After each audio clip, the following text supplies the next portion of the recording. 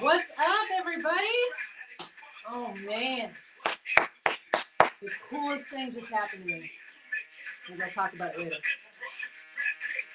But I am in total boss energy today. Not at all feminine energy at the moment. So it's going to be interesting. And this song, man, I've had on repeat. So I kind of just want to dance and not train today. But I know you didn't come here for that. People don't pay me to dance. They should. They should. All right, let's do it. Oh, man. And a client just texted me. I love you guys so much. Somebody had a huge breakthrough this morning. She was texting me, one of my private clients, and so she was just telling me I wouldn't have had it without you. I love you all. Hello. If you don't know me, come on, where have you been? My name is Jackie LaCroix. I'm so excited to be here with you guys today. It's going to be a heck of a day, okay? I always teach unscripted. I had a guy actually doing videos for me recently, and he's like, if you could just give me the script and I can break down the quotes. And I was like, dude, I don't teach him a freaking script. I didn't say it quite that way. But, I don't. I show up. I teach, what's on my heart. Most of the topics I teach on, I could teach in my sleep, not because I'm special or brilliant, but because this is what I do. This is what I have done professionally for 10 years now. This is what I have adored, like just studying and being fascinated by for well longer than that. This is what I eat, sleep, and breathe. This is who I am. This is the walk that I talk and the talk that I walk. So I am so pumped for today's training because it's not going to be like that at all. Because this is going to be even more unscripted than my other trainings. And we'll see what my hair wants to do too. You guys ever have those days where your hair's like, no, I'm just not going to perform today. So, okay, that's how it is. Our topic for today is my dating life, friends. I am not kidding at all. And I promise it's not going to be all about me. I'm actually going to break this down into specific, not so specific, but they're identifiable, but helpful scenarios that I think a lot of you are going to see yourself in parts of, even if you're not dating, okay? Some of these things that I'm going to describe are going to fit marriages and long-term relationships perfectly, because it's all about how to understand whether or not to be concerned or tolerate or address or not. And if you decide to address it, how to go about doing that with a relationship with a guy, right? And of course, from the dating perspective, it's like there's no commitment necessarily. And so it's very different from when there's something that you are legally locked on, you're in for real and you're trying to make work. This is a much looser, more nebulous, it's okay if it doesn't work out, etc. kind of situation. So as you guys are coming on here, I know we're streaming to YouTube, to the Intimate Intensive Facebook page, and to my private ladies only Facebook group, so that those of you who write comments in there can feel a little more protected. I can't see names that come up with comments anyway when I do it through this app. So come one, come all.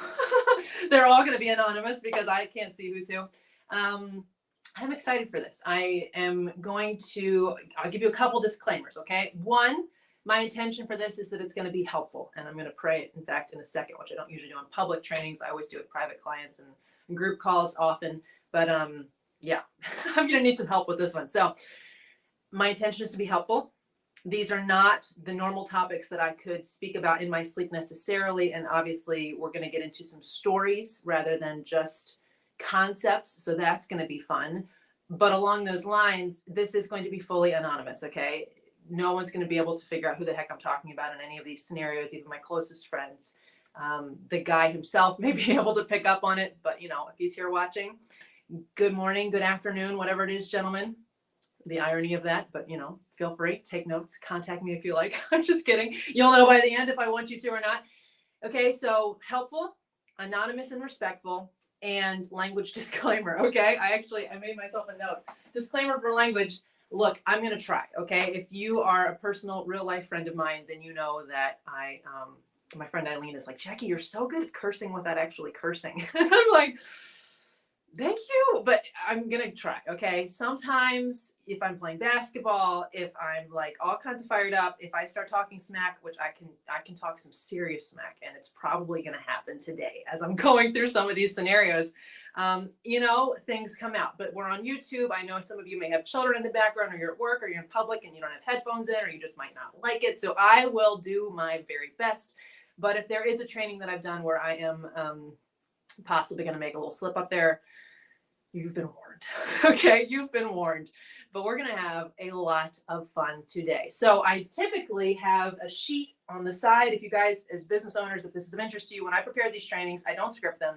I usually have like a piece of paper or something where I've just jotted down the headings, the topics I want to go through, or even diagrammed out a diagram that I might want to show you. I didn't do that this time. I was cleaning and doing work and packing and things last night. So I just came in here whenever I thought of a topic and I wrote it in small text that you guys probably can't even read. So take notes based on what I'm saying. If I need to write something on the board as I'm going through scenarios, I will, but this is going to be a lot more stream of consciousness than normal. You can feel my energy level, which is very high right now.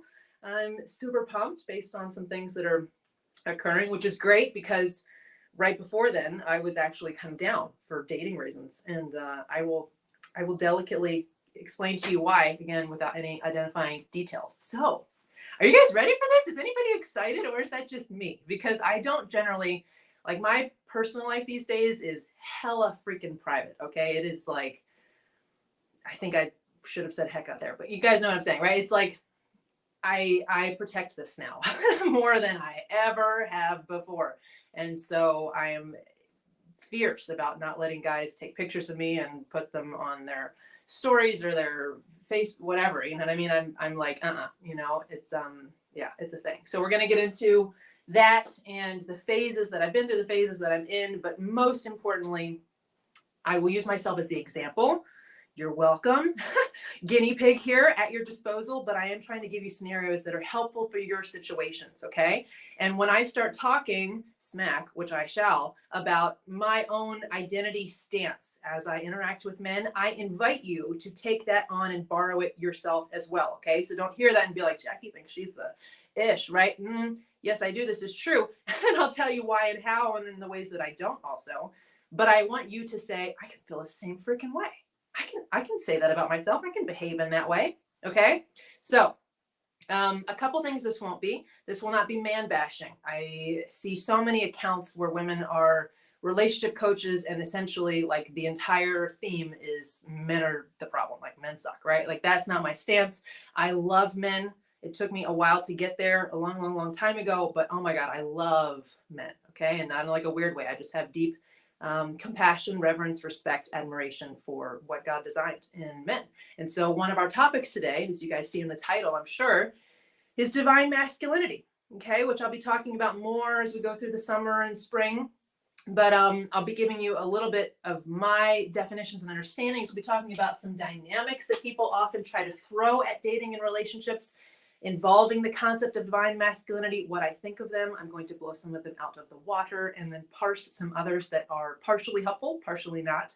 So I don't really necessarily have a way to begin this because, like I say, I usually lay my topics out, but that's where we're going. I hope you're as excited as I am. I will say a little quick prayer.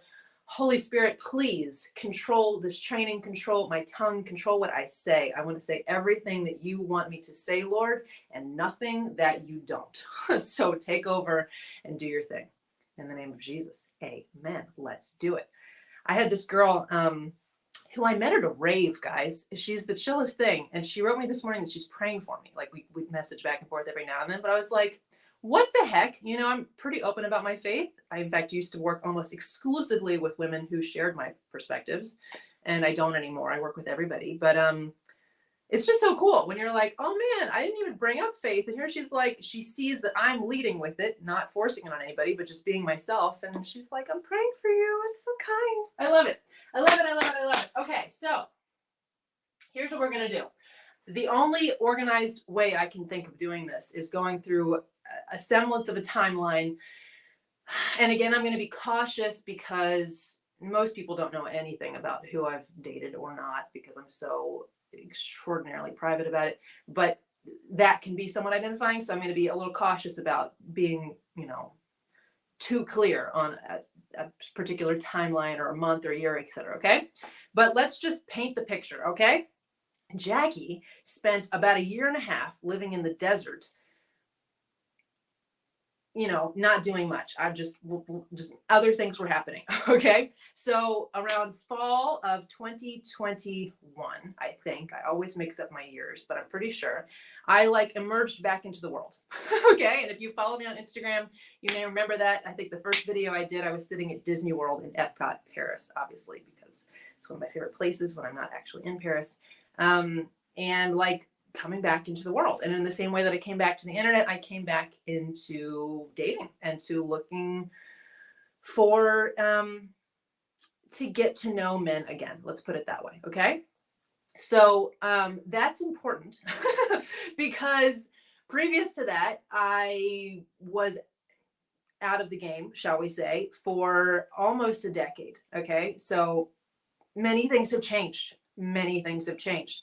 And one of the first experiences that I had was, I think, in part affected by the fact that I didn't know what the heck I was doing, because it's been a minute, and things have become norms that I didn't even know were a thing, and so it's been very interesting. But I want to begin with maybe any of you who find yourself in the same scenario, right? And maybe you've been in a long-term relationship and you've slipped into ruts and you just haven't looked at anything, right? Like you haven't, re-examined things that maybe you feel like they kind of need to be addressed, but you haven't bothered, right? So you don't have to be single to be reactivating the relationship focus in your life. And so when I say that, like, hey, I was in a literal and figurative desert for a while there, and then I reemerged into civilization, you may feel the same way in a marriage, right? You may be like, yeah, we, sleep in separate rooms and haven't had sex and however knows how long, or when we have, it's been pretty lame, yeah, it's just, we're existing, right? We're going through the motions of our lives simultaneously and in a shared space, but basically that's it, right? So this may feel like it resonates with you, even though you don't consider yourself dating. And that's why I want to be clear that I feel that these are general enough scenarios that they're going to help many, many women in many different situations and scenarios, right? So let me explain the philosophy first that I have approached relationships with men with this time. And I'm going to try to use that instead of dating so that you guys understand, that this can apply outside of just being single and dating. Okay. Again, first, no man hating, right? I am adamant that the solution to the quote unquote gender war is not that one gender or the other is the problem. Okay. This is individuals with different experiences, with different defaults, with different personalities, with different families of origin, from different cultures. Right? It's not a he said, she said war here. That is a waste of time. Okay. So when I talk about men, it's because that's what I'm interested in. Okay. You could find women who behave in these ways as well. And for any guys watching, I fully acknowledge that. I'm not in any way saying, oh, this is what men are like. Not at all. That is not my MO. That's not what I think or believe. It's not helpful. We're not going to waste our time with that. Okay. Second philosophy that was very different from previously. I take a lot more action now. Okay. So as I describe some of these scenarios, you're gonna be like, dang, Jack, you went ahead and got after it. I did, and I still do, but I have a time window, as I'm sure some people have noticed. It times out. Okay. Like I put in effort, generally 6 months to a year. And then I gotta go, you know what I'm saying? And I'll show you guys, how I decide if and when I go, and if and when I revisit things, which is extremely rare. But I'm trying to be a little bit more open to that, even though I tend to be like, why return and revisit? That's always kind of previously been my stance. So no man hating, a lot of action taking as a feminine, which I won't lie, I don't love. Okay. So you may then ask, well, why do you do it? Because I'm looking for a type of man who is gentle, who's very kind, who is, whose defaults are possibly to run, more than to be aggressive. Okay. And because I know I'm looking for that, I'm aware that the flip side of the pretty side of that, right? The flip side is that he may be passive. He may be a little too in his head. He may be, I was watching, if you guys have seen the Hallmark movie, A Paris Proposal, I think I've watched it a dozen times. I love it.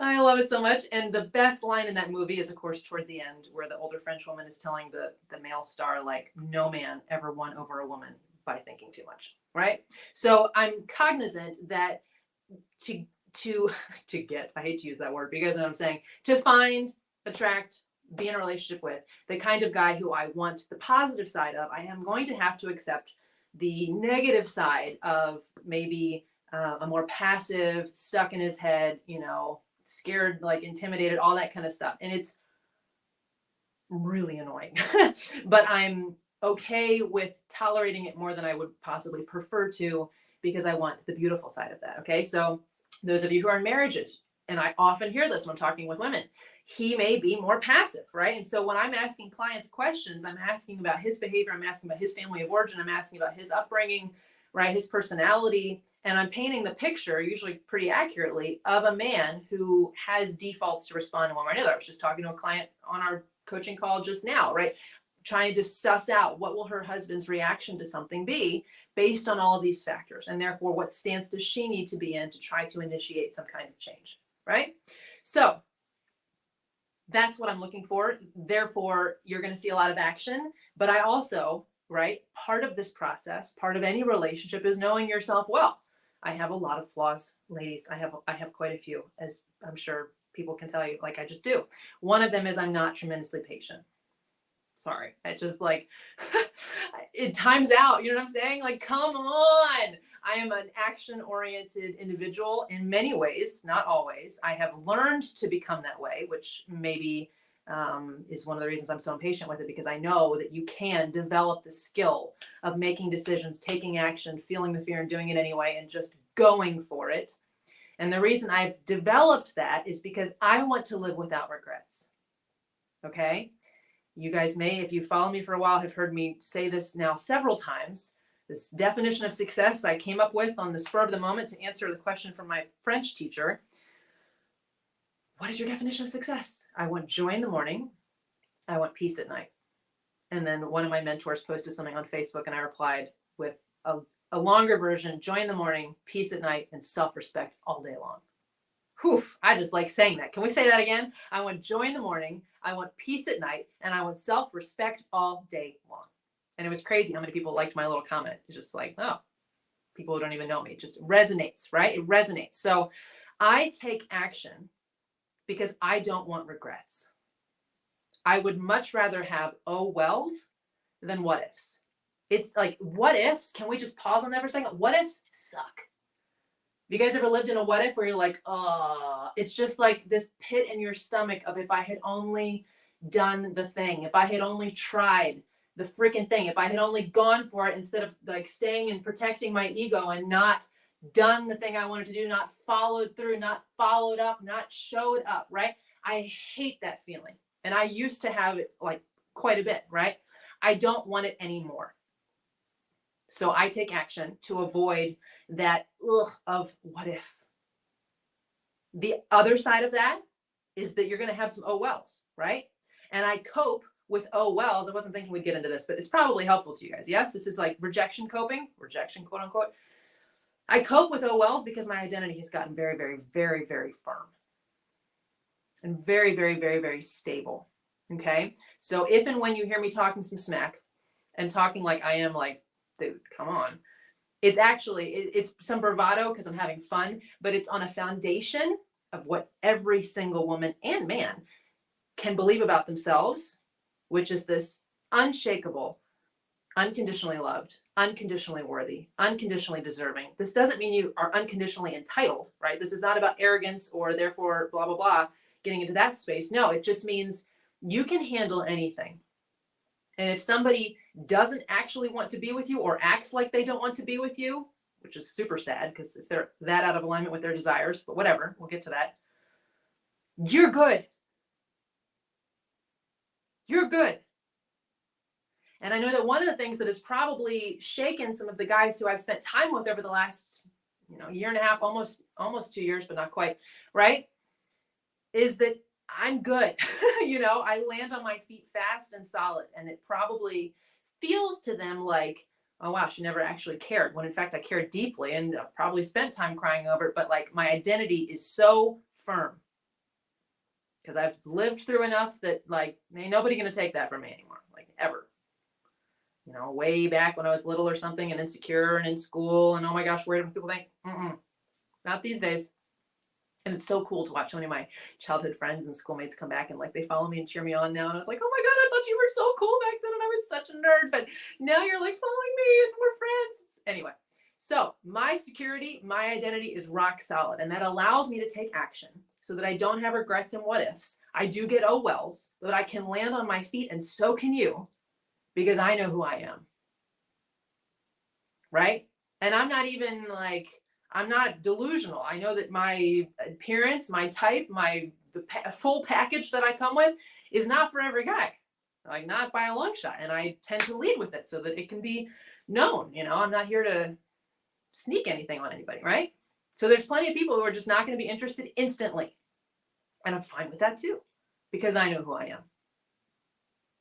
I will be okay if I am flying solo for the rest of my life. I don't want to. But I don't have any identity placement in a relationship at all.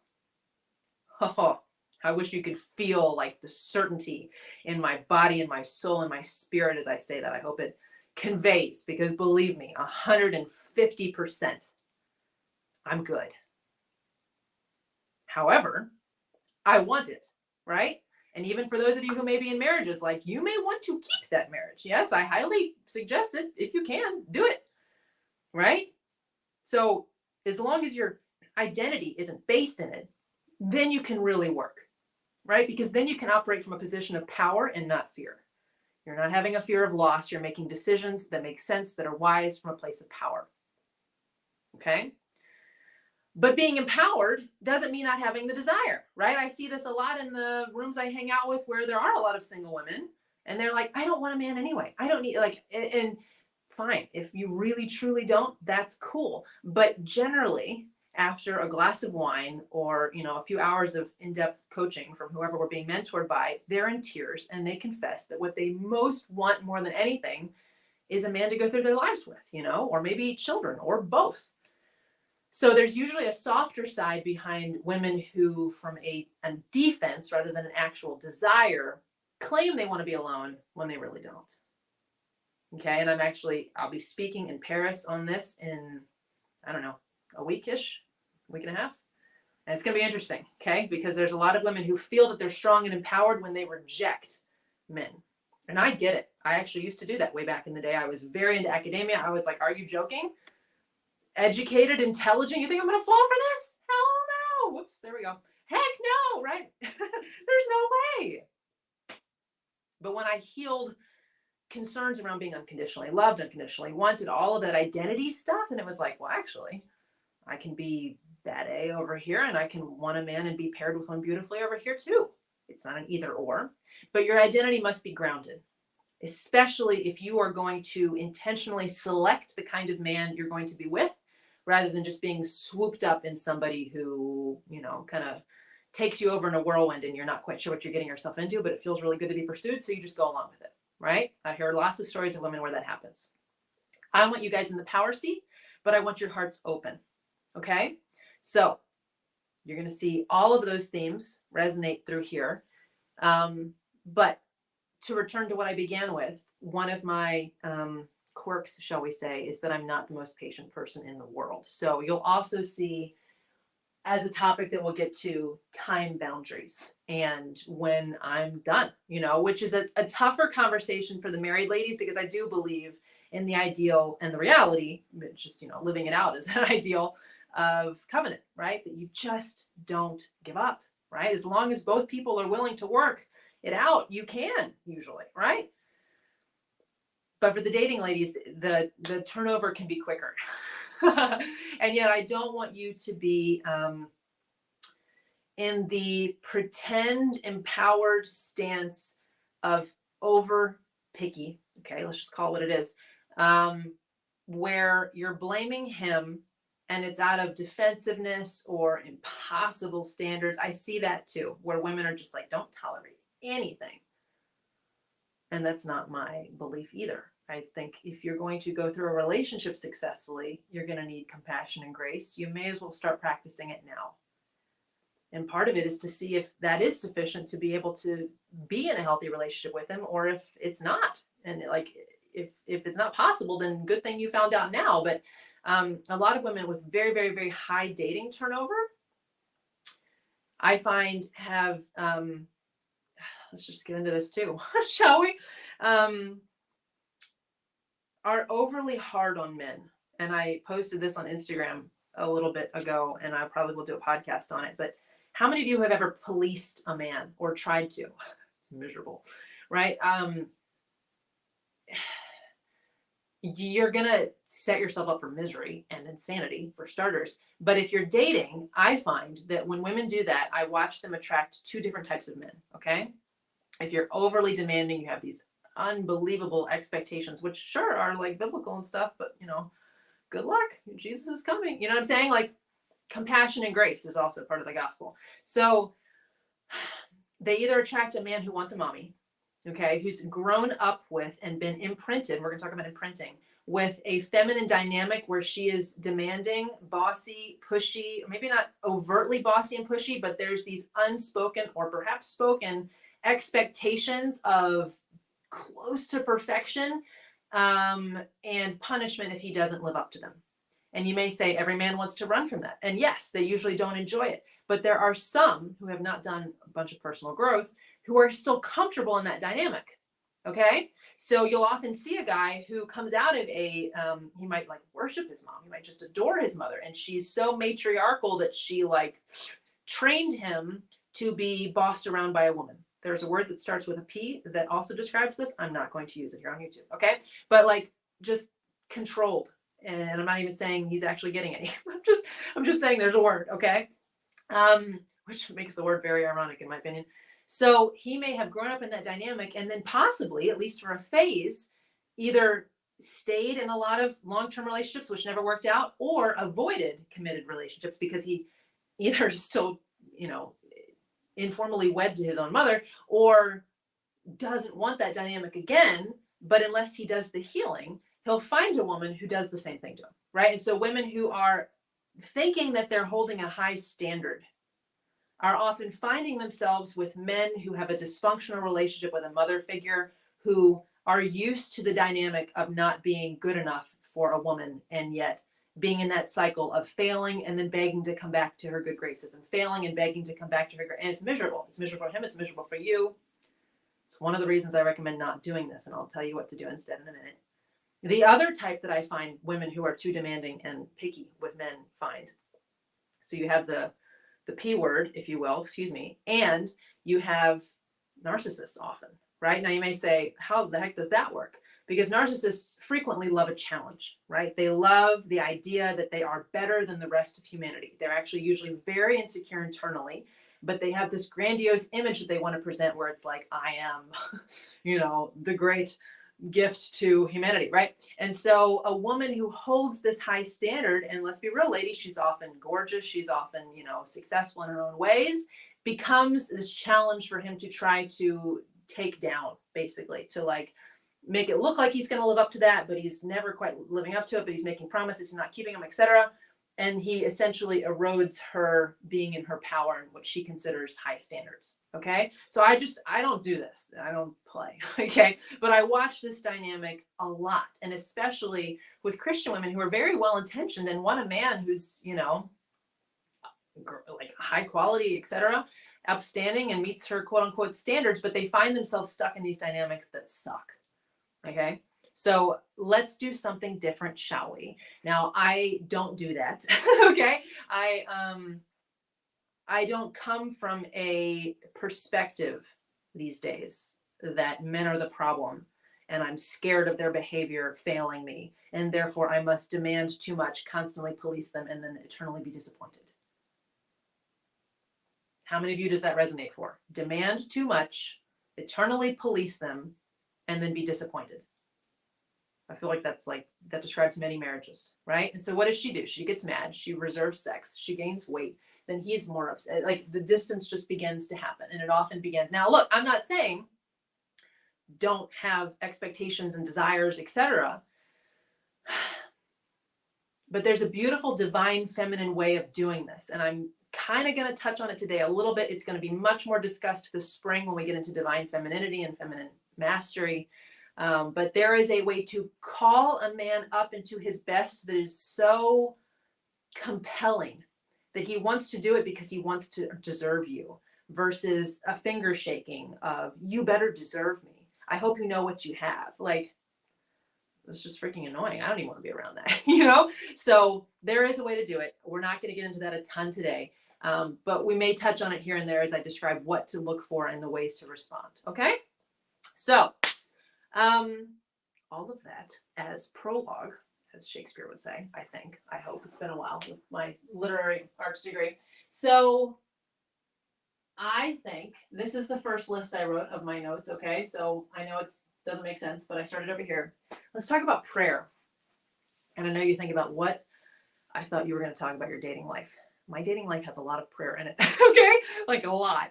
And if you know the 12 pillars of a bombshell, the number one foundational pillar at the bottom of the stack that everything rests and rides on is an intimate friendship with God, okay? Now, I am hell or high water going to end up with a gentle, kind, trustworthy man, period, point blank, end of story, okay? So I need help. Like I need divine intervention, right? Not because men like that don't exist, but because I don't necessarily know that I'm going to be able to identify it. And I don't want to F this up, okay? As you guys know, if you just listened to my podcast that went out this weekend. So I know how much rides on my selection, and I need God's guidance to exercise my right and ability to select well, okay? So I pray a ton about all of the guys that I have considered over the last, I'm just going to say 2 years because it's easier than saying a year and a half, but it's been a little less than 2 years, okay? And I invite to as well. For the single ladies, we'll do a married version in a second. For the single ladies, when I ask women, you know, if they say, oh my gosh, I want my husband, I want the love of my life to come in. I want to find my soulmate. And I'm only mocking because it happens so much. They're very legitimate, beautiful desires, okay? I'm not mocking. I'm kind of just giggling. Not something to mock. I'll ask them what they're praying in that area, okay? 70% of the time, they're not praying at all. And I get it. I will be honest with you guys. There was a period in this when I was so legitimately afraid of and trying to avoid commitment that I was, and it wasn't even just for that, there were other reasons too, but I was actively not praying for my husband, right? For the guy I would, whoever, I don't know. I have no one in mind at the moment, like whoever I want to end up with. I didn't want to tempt God to like have somebody show up, you know, I was not open to that. Right. And if you guys listen to, again, this podcast, if this is helpful to you, you're going to love that podcast that just went out this past weekend. I just wasn't ready. I was not praying for a husband. I was not interested in the conversation. Right. So I was praying around other things, but I was not praying for that. But easily 70% of the women who I have talked to who claim verbally that they want a husband, a man in their life, you know, the love of their life to step in, aren't praying about it, aren't praying for it. Okay. Now the 30%-ish that remain, I'm like, cool. What are you praying? And especially among Christians, God bless them.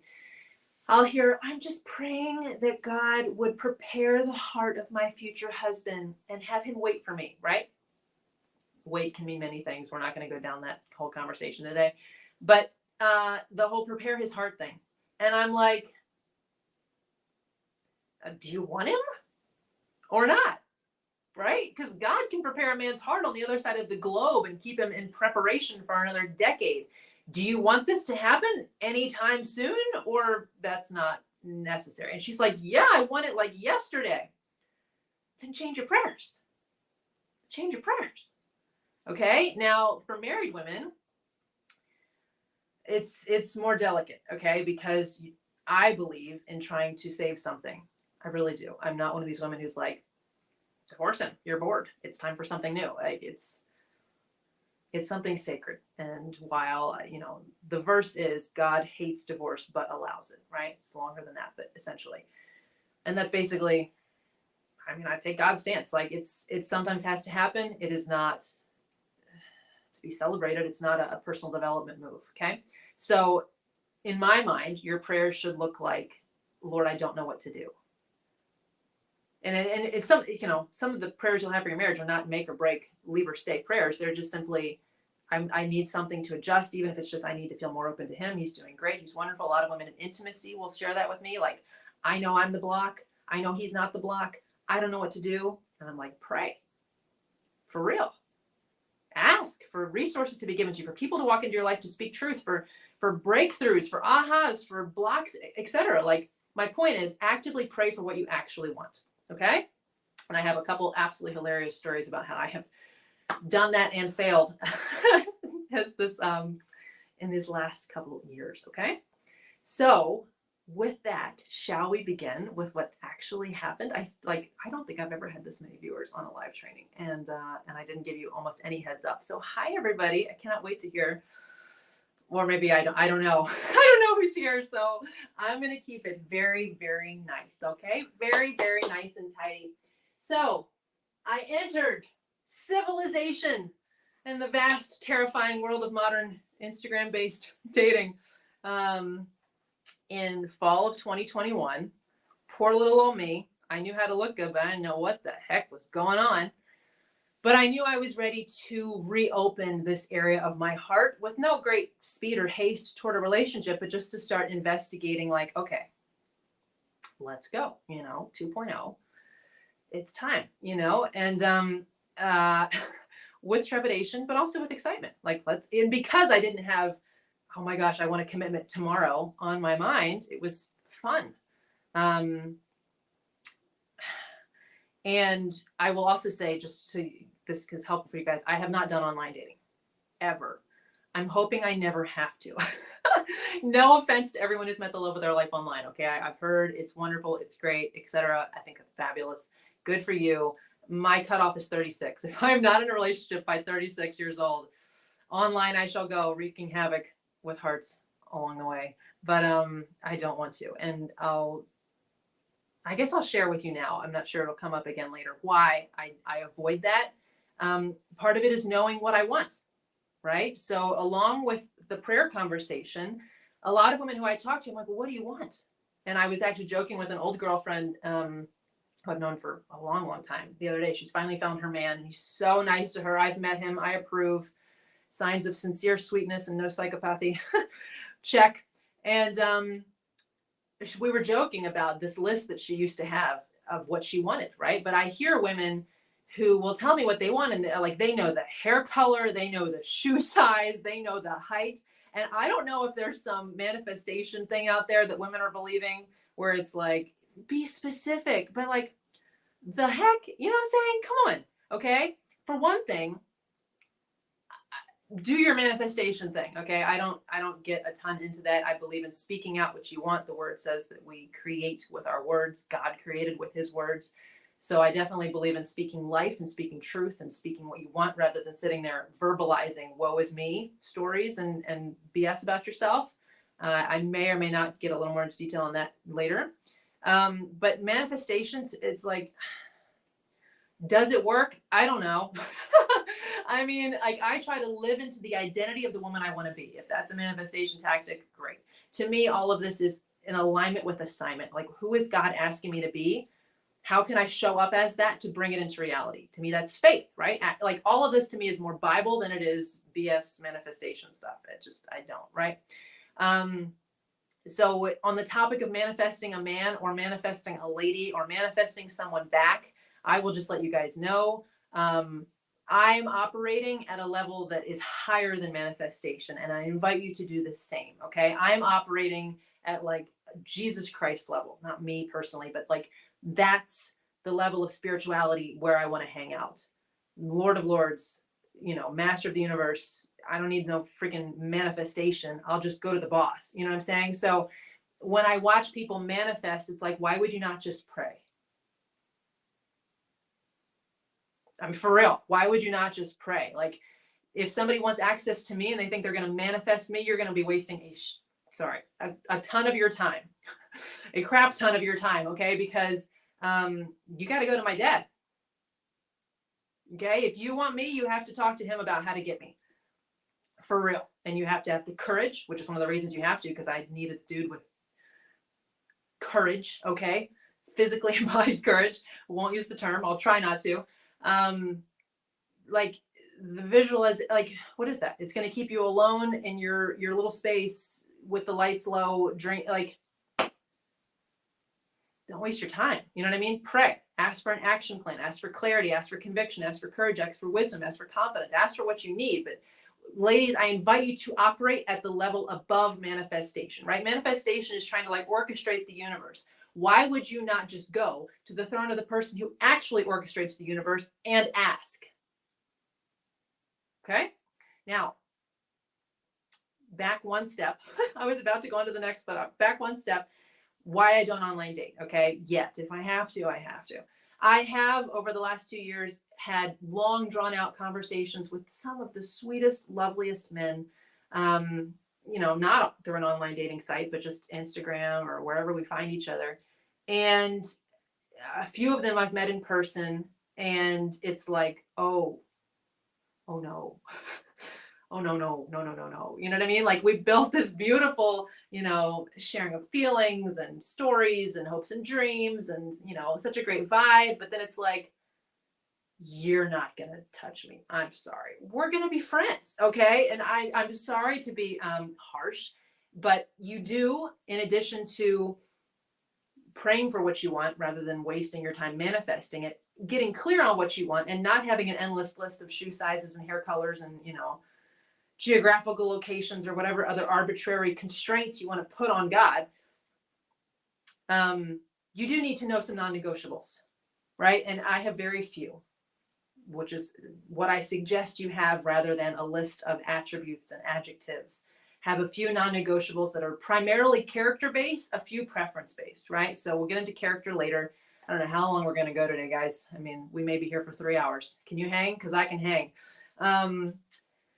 But preferences, right? So for me, unsurprisingly, if you guys know me and the work that I do, physical is very important. It's very, very, very important. Okay, sex is very important to me. Life is too short and too long for it to be crappy, okay? So if there's no chemistry, if there's no attraction, there's no Jackie. I'm just saying. So I avoid online because, like, I can't feel that through your carefully crafted photos selection. I need to know if I'm so trying to not say inappropriate things.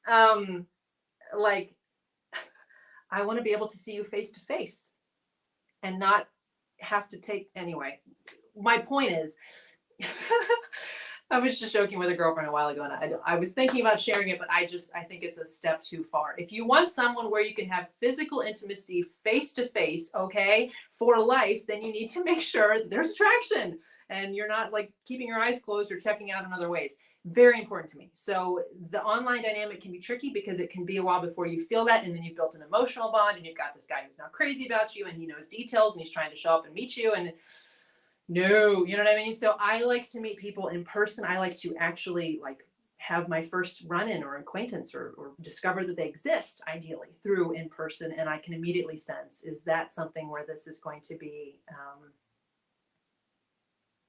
something that works, right? But that's going to be a factor that is a very important preference for me, that is going to flourish, right? So I invite you to have non-negotiables that are mostly character-based, some preference. Okay, another preference, to me it's almost character-based, but we'll just put it under preferences. You have to be cool with the fact that I have kids.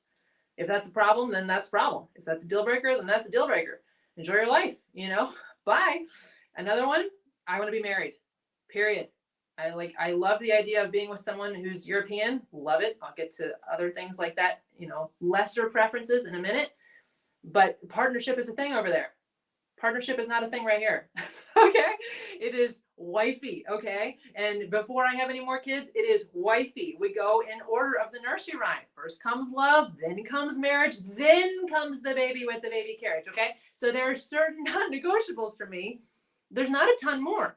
Okay. The rest are character, things that I'm looking for as aspects of divine masculinity that I'll talk about in a second. But has that been helpful to you guys so far? A little bit of how do you, can't believe we're already 45 minutes in and I haven't even gotten into the scenarios yet, but it's a little bit of groundwork, okay?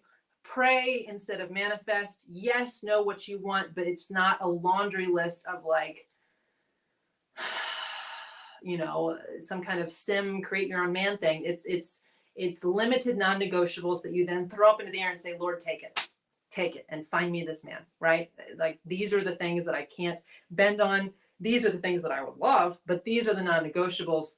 Father, make it work, right? So in that vein, fall 2021, I was praying that I would find someone who matched a long-term crush that never had any interest in me. Questionable taste in women, obviously, I know.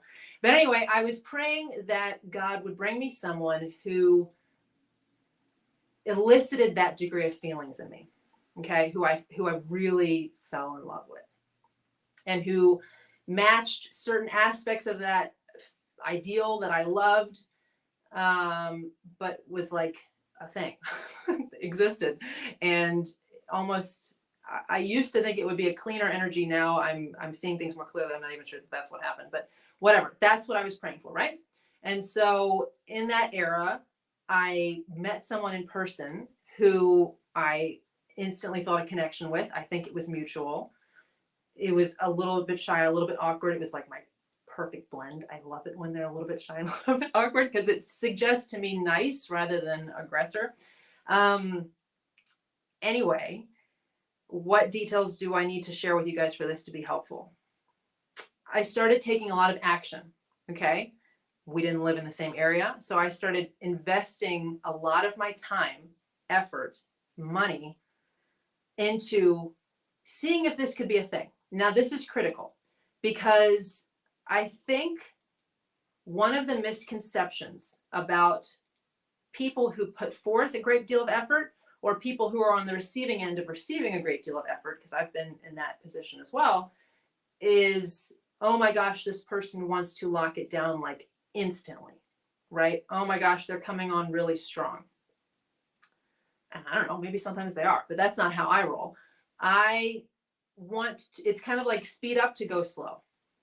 Does that make sense?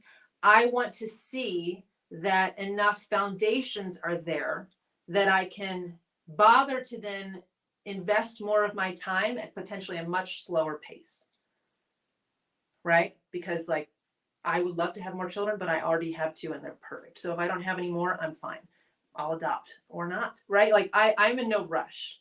I have preferences, but I'm not about to lose out on non-negotiables of character because I've got some time-bound preference. I'm good. But I want to, I'm not a patient person. We have established this as a foundational fact. I want to know if the person I'm thinking of and bothering to reach out to and bothering to go see, I'm trying to not say it meanly, like, oh, well, if it's a waste of my time, okay? And one of the not very fun things about meeting someone who, at least at that time, lives elsewhere, because, you know, people can move. I may, they may, who knows, right? Is it's difficult, a little more difficult to discover if the foundations are there, right? Now, if you've met in person, checked Jackie box, very important, non-negotiable. Is there physical attraction, chemistry? You know, not going to repeat all those things again. You get the point. But the rest, like shared values, shared priorities, shared lifestyle, it doesn't have to be identical at all. But is there enough in common that it's possible? And then is there a character where it's something that could be worked out and discussed and made possible just based on the ability of the person to have the conversation? We're going to talk a lot about that. So I will take a lot of action up front. Just it's almost like I'm trying to get to the starting line. And I think sometimes there's a perception that I'm trying to get to the finish line, but I'm not. I'm trying to get to the starting line. Now, in the past, did I used to want to get to a finish line? Yes, I no longer want to get to said finish line. Now, I do want to go in order, like I said, but it doesn't have to be fast. I just want to know, is this somewhere I should bother to put any of my time or no? Right? And like, no hard feelings, total love, respect, compassion. You go forth, have a fantastic life, love you, wish you the best, etc. But I have a lot to do in my life, and not from like a busy, overwhelmed perspective. I have a great balance, but I keep a great balance by being. I'm more in time mastery than I've ever been before. It's awesome, and I'm hopefully heading toward even greater time mastery. But I do have things that need to be practically navigated around, right? Like, I can do anything if you give me enough notice. Extraordinary flexibility, but I need to know, right? And so when I'm moving things along, like trying to go see somebody, trying to meet up, trying to like, it's not because I'm trying to get to a finish line, it's because I'm trying to see, is this someone who I actually want to bother to invest any more time in at all? And I personally don't like not knowing. I like to know, like not necessarily are we doing this, but more like, do I want to do this? Do you want to do this? Is this a thing that we should do in the future at any pace that we together as a couple, or not yet couple, whatever, choose? Or is it like, yeah, no, sorry, you're like heavy into drugs, or you're, I don't know, but like this is a no. I don't know what it would be. But you guys see what I'm saying? So I do take a lot of action. Okay. So this person who I met, who I had basically prayed for, and if you want to use the word manifested, you can, but I think prayers are more powerful. So that's where I go, right? I just had reached a point of frustration, and I was like, Lord, bring me exactly the kind of guy who I'm going to feel like the way I felt about said, ideal that didn't exist. Okay. And it worked. There he was, right? On ridiculously number of things in common. Crazy. Interest seemed mutual. I put forth a lot of effort to making it happen. Okay. Now I'm trying to think, one, no, make it personally identifiable. Two, make it helpful. Those are my goals, as I stated at the beginning. So in the way that it only can when you're in two different cities, it appeared, at least to me, to be moving forward. And I was so excited. Like the first time I hung out with him, I remember thinking as I left, like, that's exactly how I want to feel when I'm with a man, right? Like that, boom, crushed it. Unbeknownst to me, I think other things were in the works at the time. I will tell you this, okay? Maybe this is helpful too. I have a few of my own personal rules when dating. So before I get too deep into any of these stories, so that you guys understand how I operate, I'm not that patient. I do take action. I'm looking for someone who's kind, so I might get someone who's a little bit more passive and in his head. I'm okay with that, even though it's frustrating. I would never, let me put it this way. I do have no problem with dating multiple people at one time. Okay, so if that's a question that you guys have ever asked, if you're single and you're like, is that okay? It's up to you. I think as long as there's clear communication, it's totally fine. So never has there been a guy who's thought he's with me who didn't know whether or not there was anyone else who I was also seriously talking with. Like people hit you up and you're like, yo, what's up? And you ignore them, like, fine. But actually intentionally moving something potentially forward with, one at a time. That's my stance. Okay. That's like, and you may disagree, and I'm fine with that. But I like to communicate clearly. So there may be multiple guys at one time. I almost sometimes prefer that in certain phases. Other times I don't. But you will know. Okay? You will not be unclear if there are other people who I'm talking to. And sometimes guys don't like that. They're offended. And it's like, that's okay. If I'm not with someone, then I'm not freaking with someone. If you want me to stop, you need to tell me. But no one will ever be misled. Okay? I think that's low integrity. I would never start two relationships where both people think that we're growing something serious and they don't know that they're not alone on the playing field. Okay. So is there anything else I want to say there? One other rule. I don't ever anymore like anyone. I could just end it right there. Just kidding. More or differently than they do me. Now, this is, you guys, if you're married, you can tell this is a little bit more dating specific. Okay, I get it. Though you may have this urge in marriage to be like, well, he's not putting forth the effort, therefore I'm not going to either. But I'm not actually talking about effort, because I have no problem with, at least for a certain time frame, putting forth more effort to see if something is mutual, to see if they want to build to it, see if they're going to run with me, right? Or they're like running with the willing is my phrase. It's a phrase that many people use, but I use it in this context too. But what I mean when I say this is, if someone sees me as a short-term fling, okay, which doesn't often happen. Usually they think that's what it's going to be, and then they fall in love because, I mean, how could you not? I'm just kidding. I'm just kidding. Come on, ladies. You know, you can take every aspect that I say about myself for you. But if they see it as short term, then so do I. And it's not like apples for apples, an eye for an eye. It's like, I'm not going to invest my precious heart into something that is futile. Okay. So if someone sees me as short term, cool. We're going to be short term, man. Love hanging out with you. Have the best rest of your life. If you ever want to, you know, like you need me as a friend, no problem. Okay. If they see me as long term, then that opens up my willingness to see them as long term. Okay. So I'm always going to match, not necessarily so much their effort, although in the long run, I am absolutely matching effort. I'm okay with leading with more effort. It's annoying, but I'm okay with it. I am only going to match emotion though.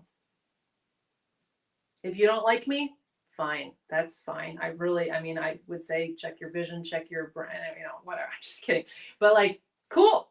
That's cool. I can respect that. You do you. Go find someone else. I have no hard feelings. I know that I'm the bomb. Okay. Someone else will be like, thank God, because now I can be with you. It's fine.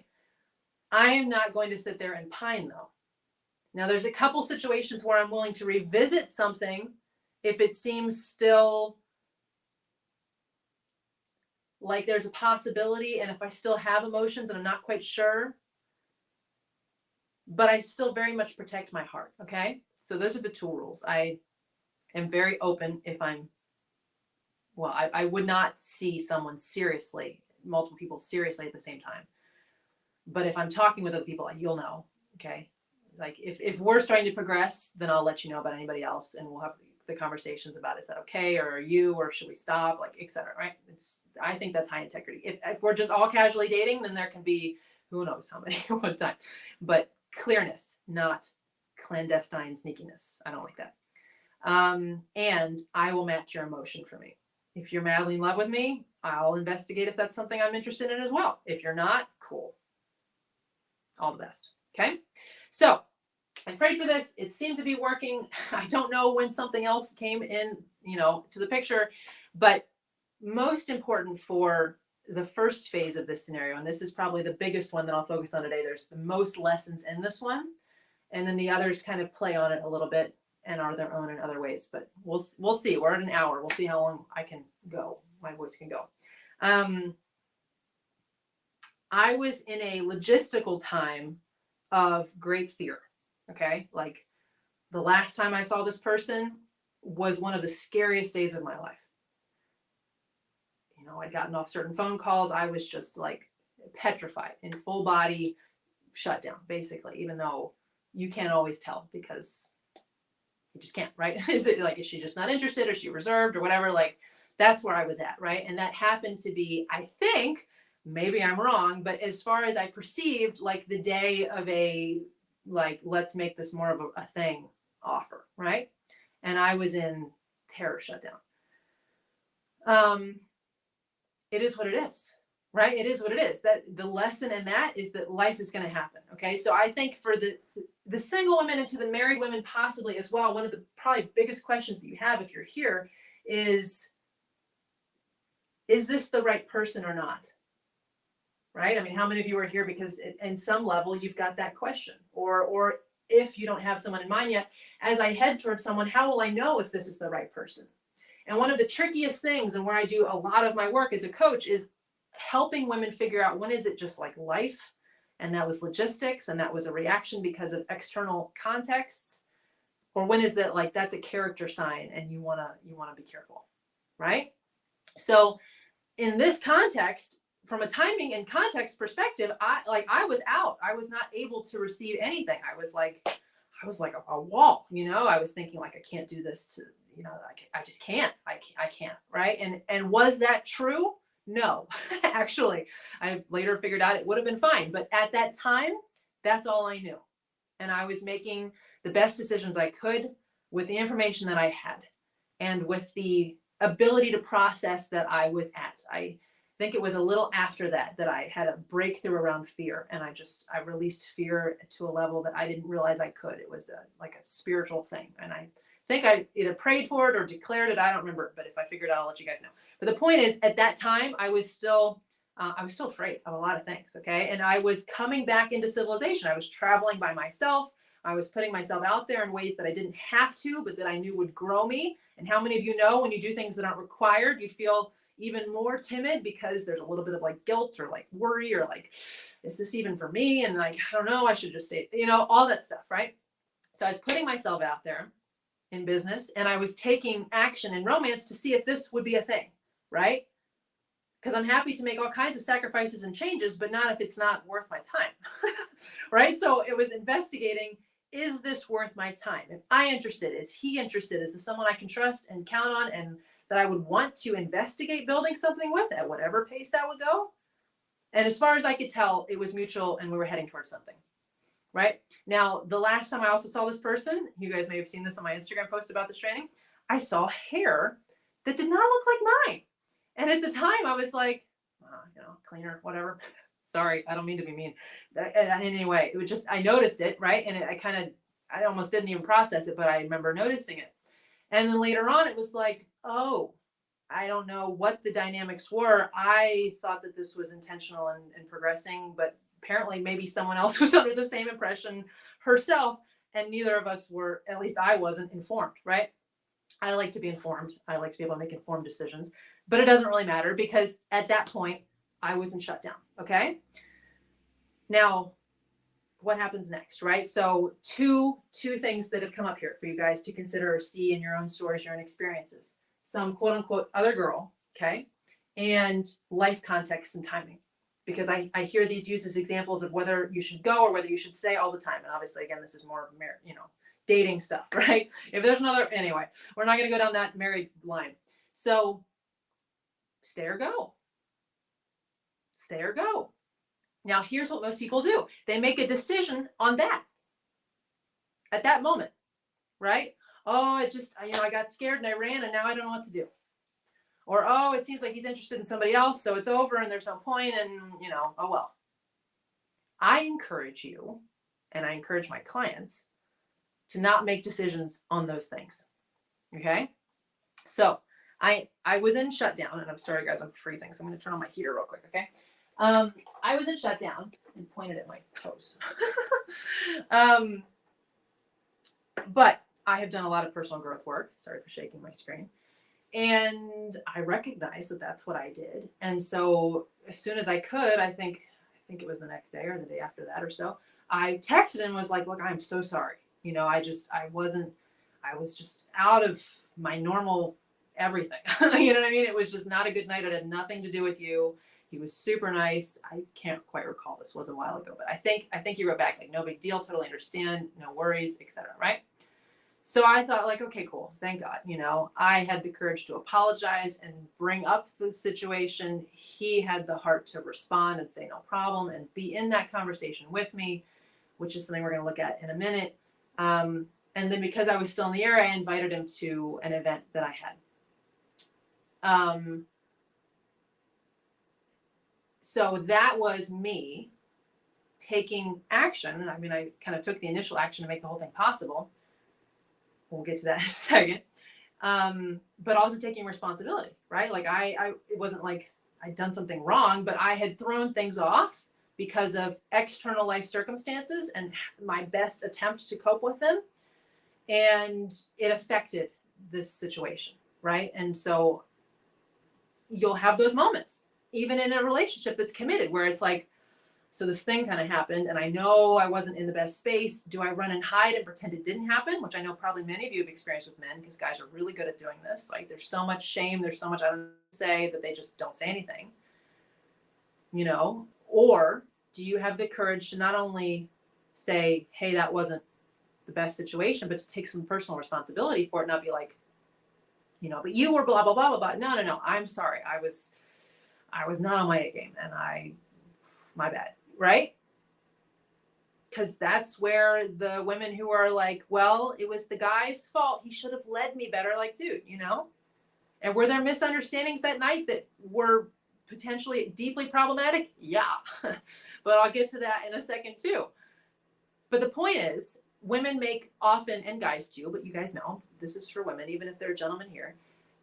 We as people make decisions based on things that are not, in my mind, the decision points. Okay. And that throws so many people off, and they start telling me stories about why something did or didn't work out based on things. And I'm like, you considered that as a factor? Did you investigate? Did you reopen the conversation? Did you try? And often they didn't, right? Because they've got stories, or they've got shame, or they've got blame, or they've got whatever, and they just ran. And they said, well, there was someone else, or there was, whatever came up in my own life, and therefore it just didn't work. And it's like, if the connection was there and it was going well in so many other ways, I don't think it's worth discarding at that moment, right? Okay, but here's the point. So I want you to really hear that. Those are not the decision-making points. Here are the decision-making points, okay? I'm tempted to write things on the board, but I'm hoping that this is helpful, just me verbalizing it. And if you want to take notes, watch the replay. It's amazing. So many of you are still here. Hi, everybody. What's up? Decision-making points. So I invite this person to an event, okay? I have a killer hotel event, like champagne, beach, like it's baller, okay? And it wasn't free, okay? And so a part of me putting forth all this effort. Now look, part of the reason I can fearlessly put forth effort is because I also set it up so that it's always going to be fun for me, okay? And I'll tell you guys maybe at the end of this training about something that I have upcoming that I'm going to guarantee is fun for me regardless of outcomes, okay? So one of the reasons I can fearlessly take action is because I'd rather have I'd rather have oh wells than what ifs. I don't want what ifs. No what ifs. I don't want that sick feeling. My identity is very grounded, okay? And I don't make final decisions based on these decision points that other people consider how to, when to make the deliberation, right?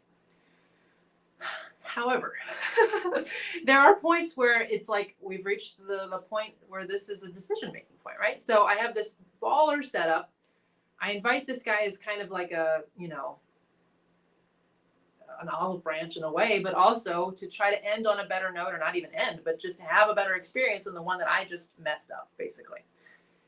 And he like, I don't remember if it was like he had to wash his hair, or it's like the lamest excuse I've ever heard in my life. Like, I've invested months of planning, a week of my time, thousands of dollars, and in an experience that I also wanted, right? Because I'm going to take action that's going to work out for me no matter what, even if anybody does or doesn't show. But I'm inviting him into this. And of course, in my planning, it has been like a plan. It's like have him come and be at the event or something, or at least whatever. And he has this like ludicrous. I don't mean to be offensive, but it was clearly not a legitimate reason, right?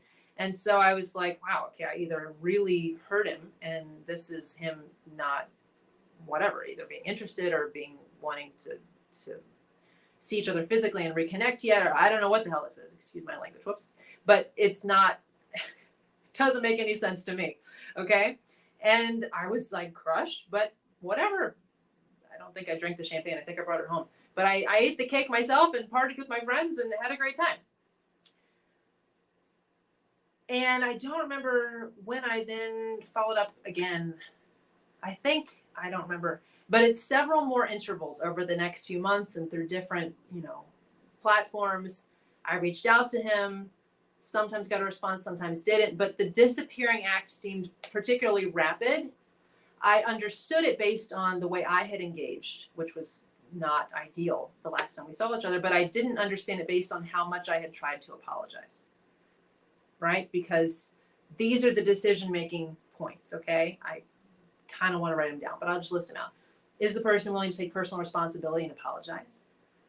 Is actual change, does it happen, right? What else? Communication, so that personal responsibility can be communicated if it's needed to be, and so that reconciliation can happen. So, you know what I'm saying? Like, somebody has to be willing to run with you, basically. Somebody has to be willing to be in the conversation. And I understand needing a pause, but I even believe in communicating that, right?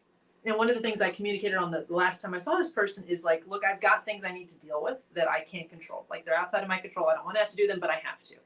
I can be back and able to fully engage in this in the way that I thought we both wanted to in the summer, right? So I thought I made that very clear.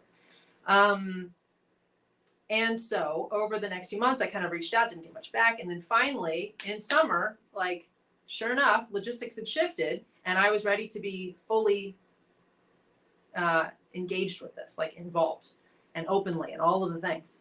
And he, at that point, had been, it seemed, in a relationship for like well over a month, months possibly. And I was devastated and shocked. And we're going to get to something that's very important about that in a minute. But I was a little confused. But now as I piece the things together, it's like, oh, okay, she was just there the whole time, and I didn't know. So I want you guys to see in this that the decision-making points were not, are there other people this person is considering? Or, oh my gosh, life happened and it went awry. The decision-making points were, is communication happening? Is there an openness and a willingness to use communication to reconcile? Now, why do I care so much about that for you guys and for myself? Because that's what it's going to take to be in a long-term relationship that's healthy, right? Things are going to go wrong. They're going to make mistakes. You're going to make mistakes. But if there's no willingness to have a conversation, how could you possibly create a better experience for both of you and reconcile or take responsibility, or even just simply say, hey, I'm not ready to change, but I know I need to, and I just want you to know that I care about you. Like, none of that can happen if people aren't willing to talk. Now, in a marriage, I know this is tougher, right? Because I know many women who are like, he just doesn't like to talk. And I get it, okay? Many men are trained throughout their upbringings to squish the feelings, squish the feelings, squish the feelings. So then when they're married and it's like, tell me your feelings, they're like, no, I would literally rather, like, catch on fire than tell you my feelings, right? The communication is a new skill. For the emotional communication can be a new skill for a lot of guys. And it's a different process in my mind in waiting for someone to be, and just walking with them through that growth journey when you're in a committed marriage versus you're dating guys and you're looking at who's able to run with you, right? Who's able to have the conversation, to stay in the conversation, to have the difficult conversations, to make the apologies, to accept your apologies, like all of that. So those are the decision-making points, okay? Now, my feelings for this person were hecka strong. I was like shocked, quite frankly, because I usually get over things more quickly than most people want to know. It's like very quickly. I don't mean to hurt feelings, but there it is, right? But I had a really hard time getting over this. And there's two things that I want to talk about there, okay? Next lessons for you guys. I hope this is helpful. I see some very interesting comments. Anyway, not very pertinent comments. Thanks for them, though. Thanks. Two things here. Strong feelings. One, this is huge.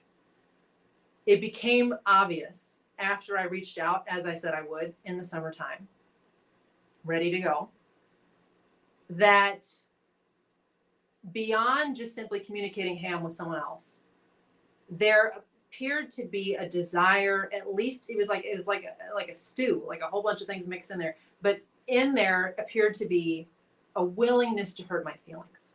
I know you're like, wait, I don't hurt my feelings, but it's a big deal, okay? And not because, like, to a point of cruelty, which I'll get to in a second. But first, let's stop on this point, which we had said is not a decision point, but which I know hurts a lot of women and guys, like whatever side of the coin you guys are here watching, of feeling jealous, right? Or someone who tries to make you jealous. I'm about to destroy jealousy for you because I don't struggle with it at all, okay? Let's take that let's take that tactic first. How do I not experience jealousy? I used to, okay? It's not like I was born with a genetic mutation and I'm special. I've trained myself to do this, and it's not an issue anymore, like legit. So when I was hurt, I'll explain what that was from in a second. But your identity is where you got to run, for real. And I know it's like, oh, the identity cliche. I know, but it's true, okay? There are so many other people of your gender out in the world that if you're not grounded in your beauty and your worth and your value and your gorgeousness inside and out, and you're just like God adoredness and all of that, you're going to be destroyed out there. And even when you're married, right? Because like other women still exist. They still walk by, do they not? They still work with him. They still whatever. Now, I'm not saying there aren't also degrees of body care and beauty signals and all the other things that I teach. We're not talking about them today. But yes, stepping into being the highest level manifestation, if I'm going to use the word manifestation, it's going to be to literally express something, not to try to call it in outside of prayer, right? Of the asset that you are, right? So a lot of women, when I work with them, we start doing identity work. And the next thing you know, they want to lose weight. It's not because, oh my gosh, I feel like I have to in order to keep them. It's because they figured out who the heck they are, and they're not about to live in a body that's beneath their identity of extraordinariness. I'm trying not to curse, right? Like they've remembered, oh my gosh, this is who I am. Of course I'm going to act like it. Of course I'm going to show up like it. Of course I'm going to care for this physical form. Of course I'm going to come in and be able to knock them dead and also not bother when I don't feel like it. Their identity is locked on. So when your identity is locked on, jealousy like isn't a thing. What someone trying to make you jealous is clarity. It's not even that decision point that I was saying it wasn't, which is, oh my gosh, there's someone else. It's over. I mean, have you seen life? Have you seen how many relationships people are in these days over the course of their life? It's kind of sad, but also reality. Is this person willing to try to hurt me to make himself feel better? That's the question. That's the question. It's very different from like, oh, hey, by the way, I'm actually with somebody now. And somebody else did that. And I'll show you guys a guy later, right? But he did it in a very classy way. It wasn't like, I just want to put in the knife and turn it. He wasn't trying to make me hurt. And I respect him for it. But when someone is trying to make you jealous, I mean, can we talk smack for a second? Y'all know what I'm talking. Like, for real, come on.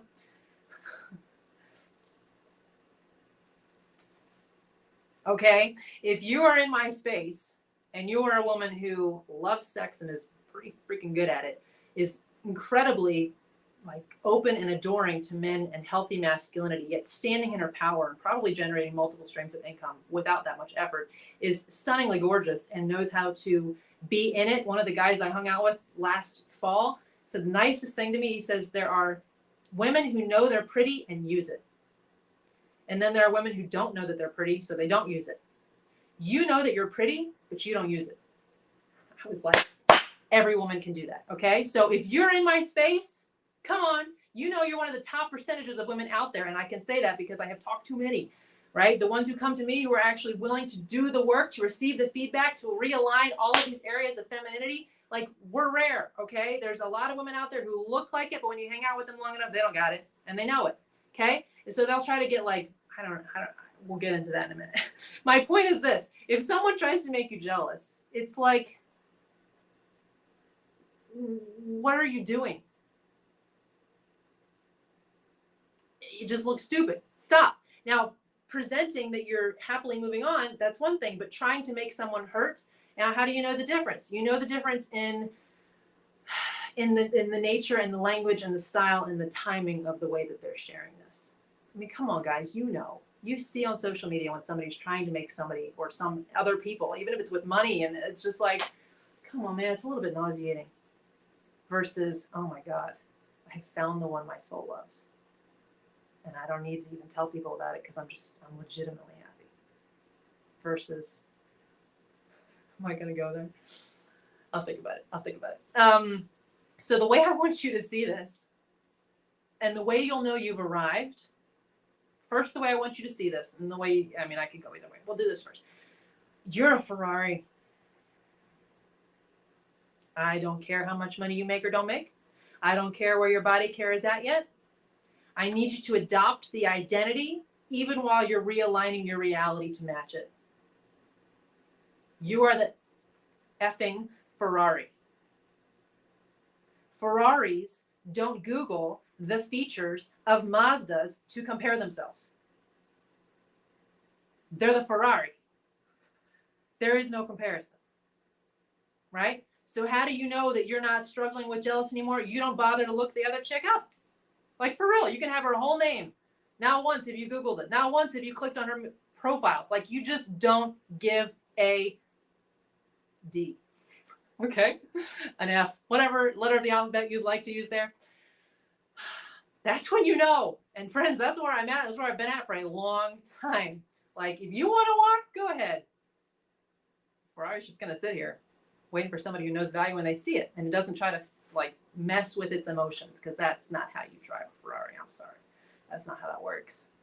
Right? So I want you to be in that energy if someone tries to toy with you, because so many times on the internet especially, oh my Lord, the games are just like, it's like, Lord help us, you know what I mean? Like, it's so frustrating, and it's embarrassing sometimes for people. And it's sad when you're like, we could build something beautiful if you would have the integrity and the cojones, okay, to show up and have the conversation instead of trying to use an Instagram song to tell me how you feel.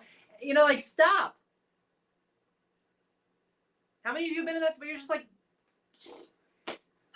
come on, can I find somebody who's like not doing this, who just has the fucking, excuse me, there it is, language disclaimer, officially an explicit video, sorry, who has the conversation to make it possible. Yes, those are the decision points when you're like, well, he posted another chick. I don't freaking care. Is he cruel? Is he willing to have the conversation?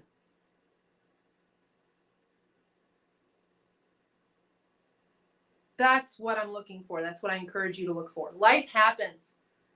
People's egos get triggered. You're looking for, is he willing to harm you? So this particular, I mean, for one, the Ferrari is investigated, okay? So said, it's kind of funny to me. I think it's kind of sad, actually. But like, same name, same face, and every time I post something where I look particularly fantastic, which I know you guys are like, Jackie, that's every day. Come on, I know. Anyway, she'll be in the feed on, I don't know, and it's like, hey girl, what's up?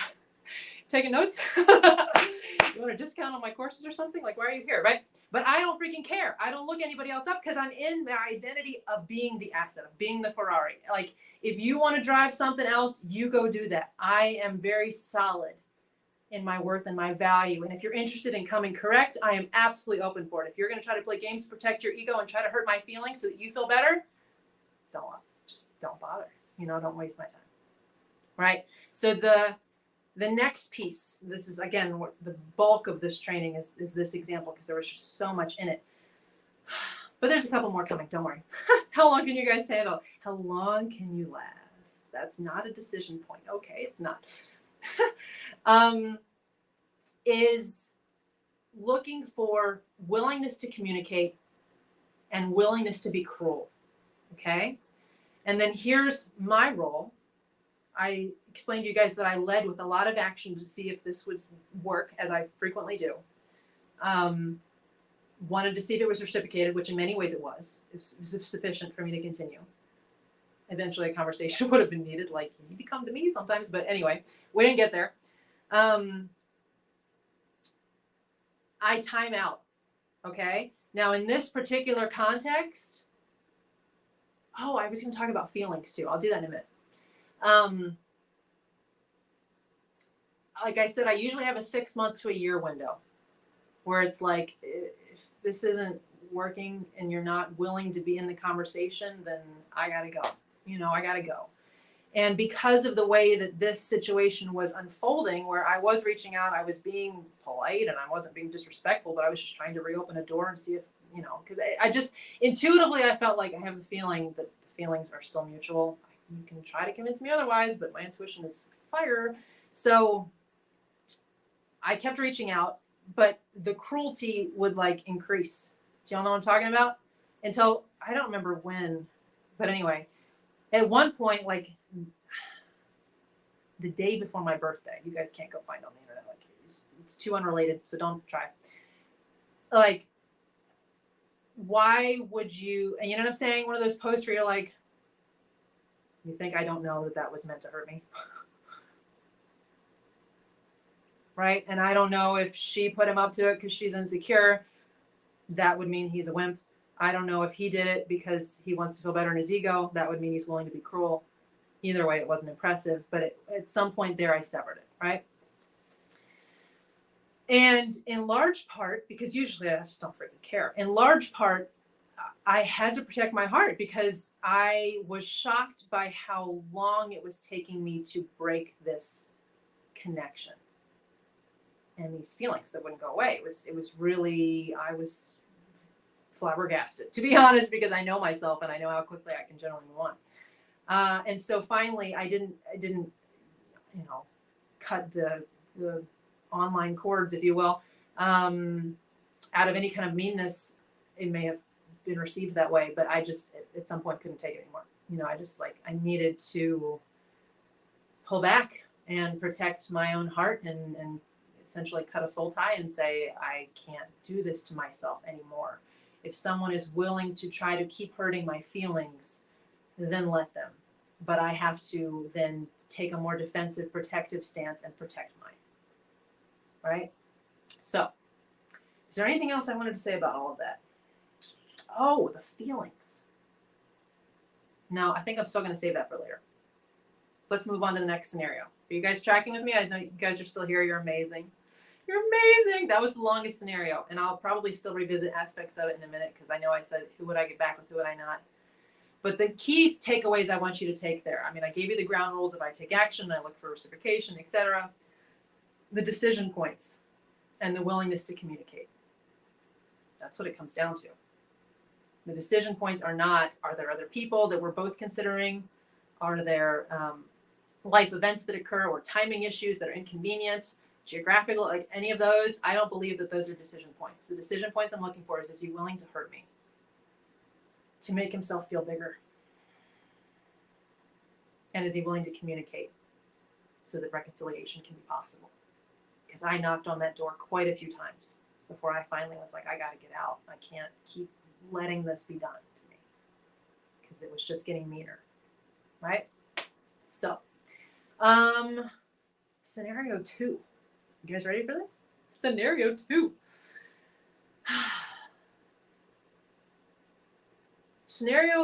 Let's see. How do I want to? This was also a guy I met in person. I did not take him very seriously when I met him because of the way he came across. But I'm almost going to just gloss over this one. There's just not a ton to say. But got to know him through a lot of chatting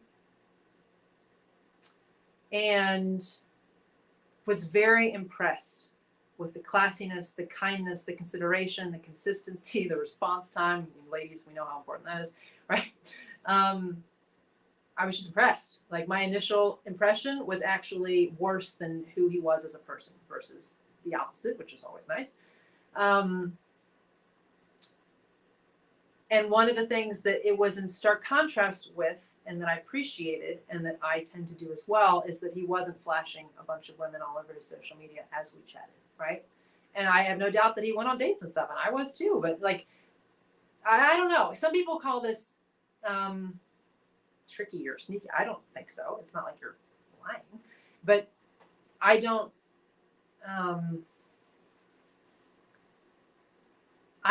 I guess I'm getting back into some rules here, but it fits the situation. I don't post people unless I'm like with them. You know what I'm saying? And I've told guys like, don't you try to put a picture up of me. Nice try. And I've had them put a picture up of my back and not tag me. And it's like, come on, man. Nice try. But he was on the same page with me without us even articulating this. And I simply respected it. It was a matter of I respected it, where he wouldn't sit there and use social media to get any person's hopes up, to hurt another person's feelings, to look like he's this big boss who's got all these, like none of that was there. And I Love that so much.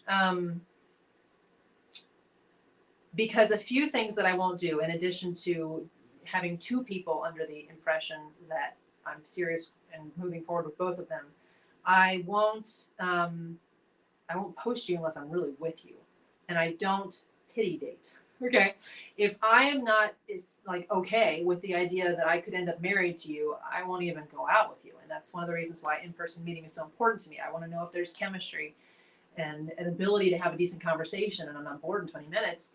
Quickly. That's why I put in so much effort and money and time and resources and travel to find that out quickly.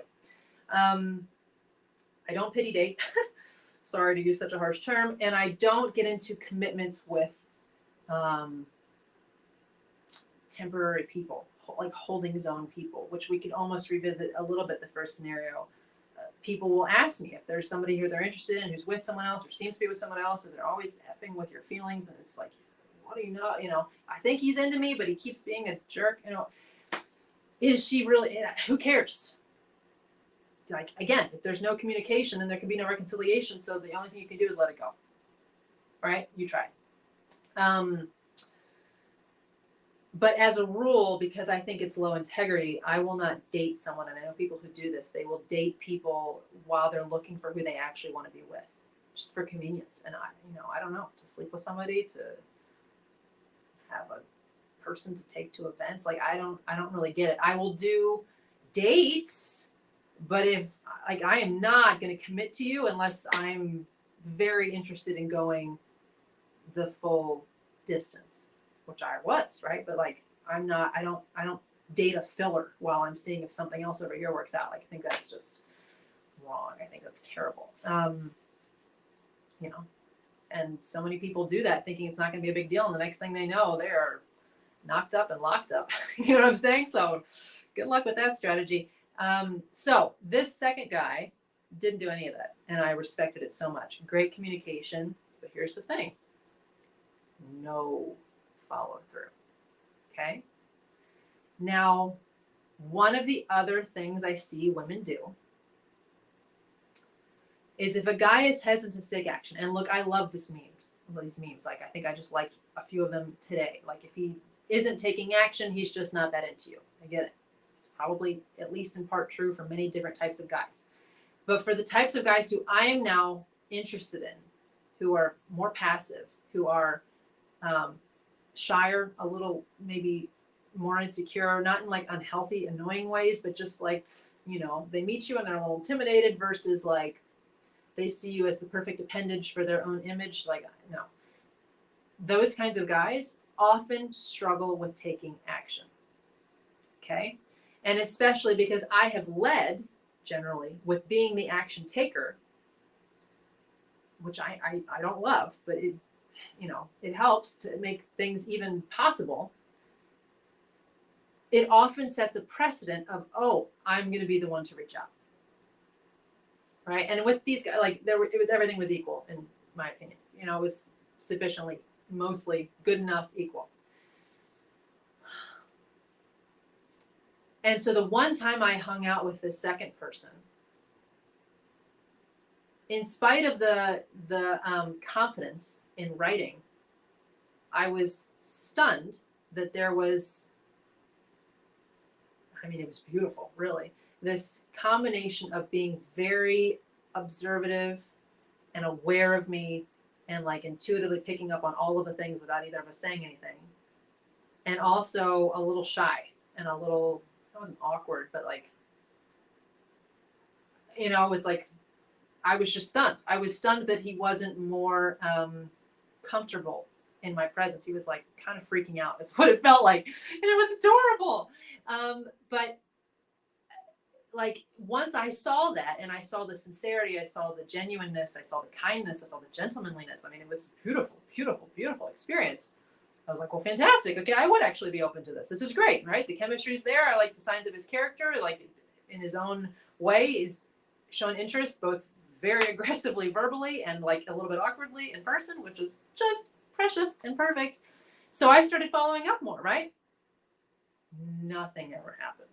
Like, nothing, except Instagram story songs and like the games of like, did they watch your stories? So you stop watching theirs, and then they come and watch yours to pull you back. And it's like, dude, I don't have time for this. I don't have time for this, right? So at around, again, like a year mark, it was like, I gotta go. You know, like, you're adorable. I would love to, but I can't invest even attempting to give you my time if you're, I don't know. I don't know if it's fear. I don't know. I could be lack of interest. Didn't seem like that, but who knows, right?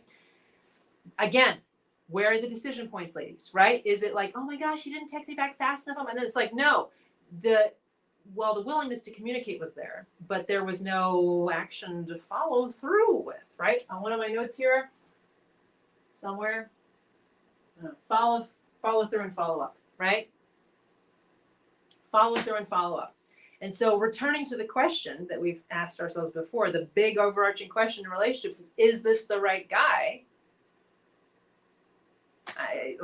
It kind of doesn't matter if there's no follow through, right? And I think this is a really good time actually to stop and talk about free will and feelings, because you guys know I'm going to take this deep today. I always do. I don't believe in destiny. I believe in free will. Okay. And I think that God dances with our free will. You know, we can get into really high level theology of like, does he know what we're going to do before we do it? And, or is he working out all of the different possible behaviors that he knows we could take based on his design of us and free will? I don't know. I just don't know. All I know is I can't control other people's behavior. That is all I know. That is all I know. And sometimes I feel like that is all I've learned. I've learned more than that, but that's been a big lesson. I can't control other people's behavior, right? So when women are like, is he the one, but he's not doing anything? My response is like, maybe, but it doesn't really matter, does it? Literally, right? Like, he could be the destined one for you if there's such a thing, but like, he's not stepping into it. And so there's nothing you can do, right? And I know people love to fantasize about like, oh, we waited for each other for forever. And I don't know, again, I warned you guys, I'm impatient, but like, I don't freaking care, you know, like, I have things to do, and he could be the most perfect man on earth and madly freaking in love with me. But if he won't take actions, then I can't do anything. I've told you guys, I lead with taking most of the action to try to get to the starting gate to even decide if we both want to begin and do this at any pace or any, like, whatever, to have the conversation of like, should this be a thing? I don't know. I try to get us to that conversation because I'm impatient. I'm just being real, okay? But if he won't go, you can't push him. My visual right now is like a race with starting gates and someone trying to push the behind of an elephant, right? And it won't move. And there's nothing you can do. Nothing you can do. Okay? So, in the middle of free will, let's talk about feelings, right? The two things you can't control. It's perfect. You can't control what people are going to do. And sometimes I think you can build feelings and you can also lose feelings based on someone's behavior towards you.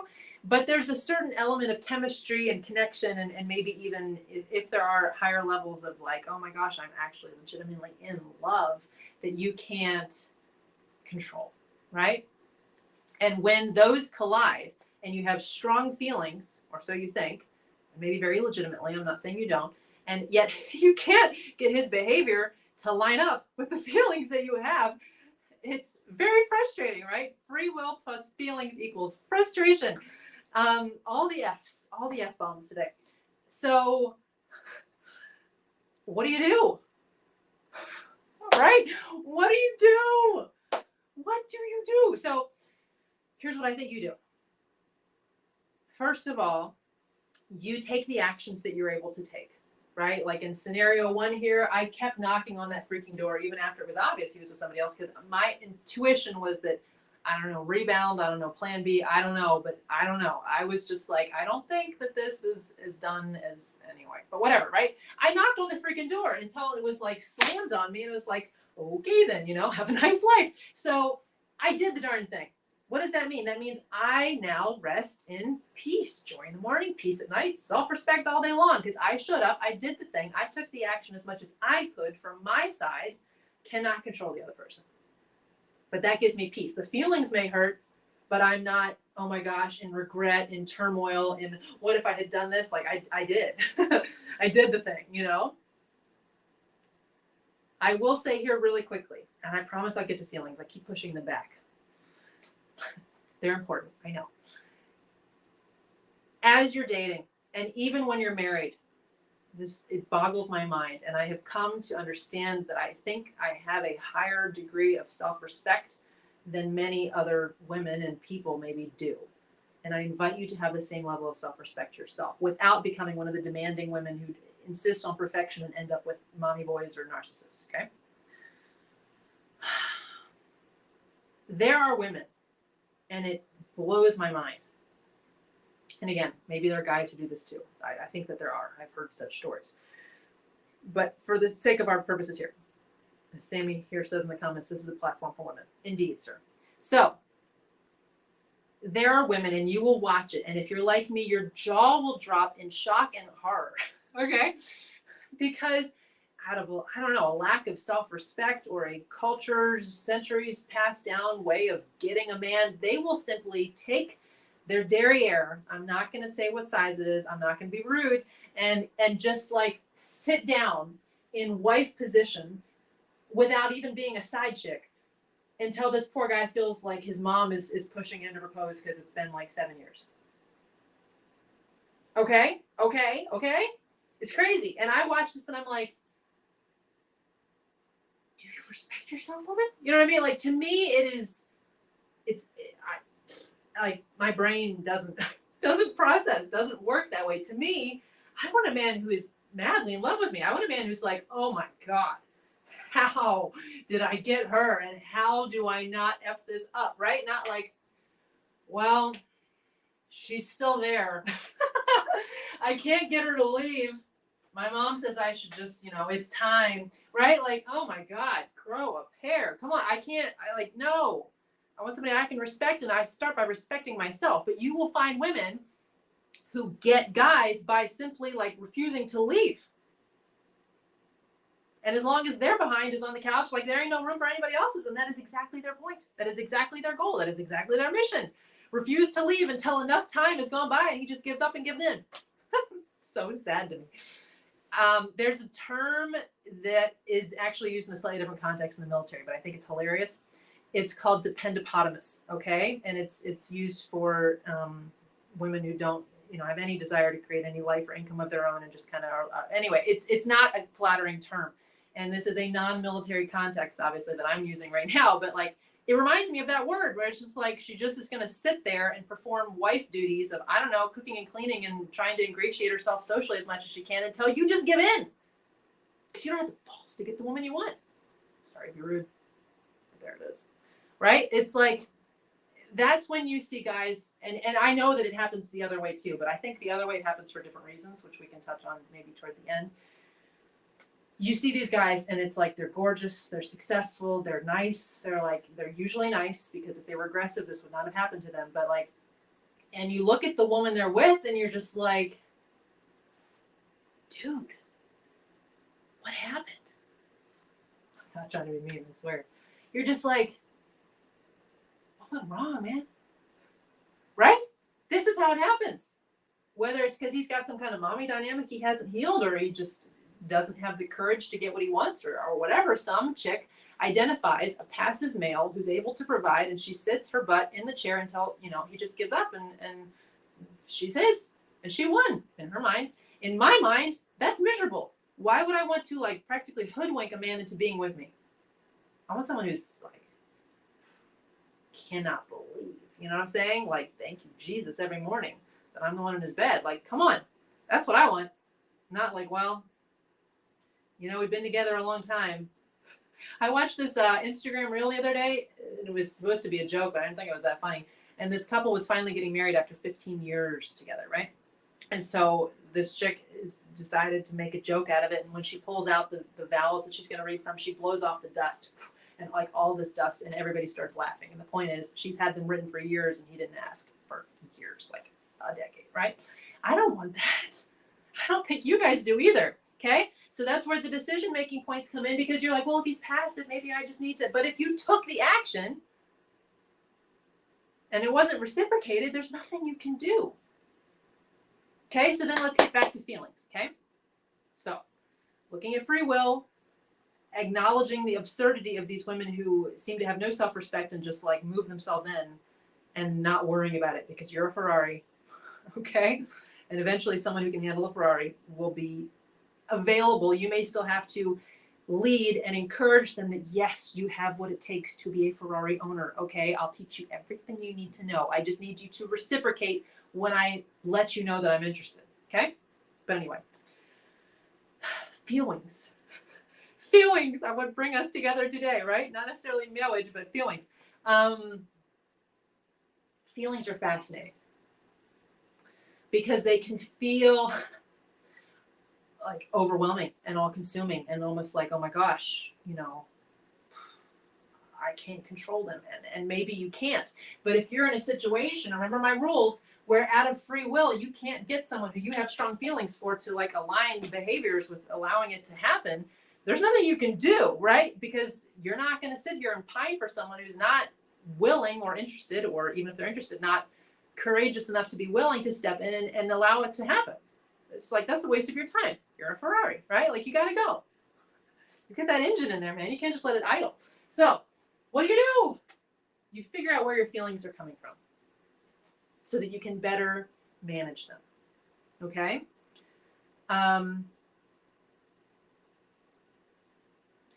So some part of it is uncontrolled. I'm trying to figure out how I want to break this down for you guys. Other parts are not. And this is also very important for healing your heart when you're watching someone else use their free will and you're just like, what the F is going on? And I want to help my throat here. Move a little bit into scenario 3, where the feeling like they kind of were, okay, but not that much. Imprinting is a very big deal. How many of you know the word imprinting or the meaning of imprinting? Okay. So there was a guy who I was hanging out with last summer and approached me, which I love, thank God, and yet wasn't a psycho, even better. And in so many ways was exactly what I'm looking for, right? Like French speaking, so like the European thing there, you know, entrepreneurial, had his own business he was starting / running, super fit, athletic, right? Nice, kind, great conversationalist. Like intuitively, I love people who are quick, you know, who are situationally aware and can pick up on things versus somebody who's just kind of like sitting there regurgitating all the facts they know and have just no idea what's going on around them. I can't. Like, I can hang out with it, but I can't date it. I can't end up with it. I'll go nuts. But this guy was great, you know, was great conversation, but not a weirdo and kind. And so we started hanging out, and I could sense that I didn't have crazy strong feelings, but that there was a possibility that they could grow, right? The chemistry was there. The attraction was there. It was mutual. We were good. And we started hanging out a lot, and I was taking a lot of action, but he was also reciprocating all of it. It was awesome. I went into like, oh, so great.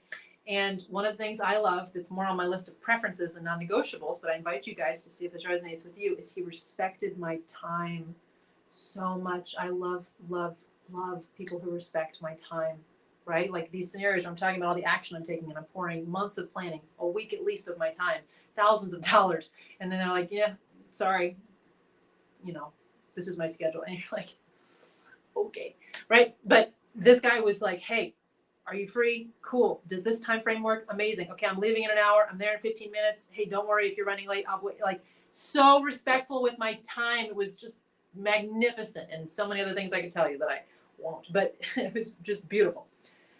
Really, such a sweetheart. But also very fast moving.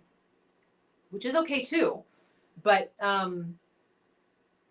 like I was telling you guys, I like to get to the starting line and then not necessarily go slow, but like see what's going on. And part of this was that this guy wanted a,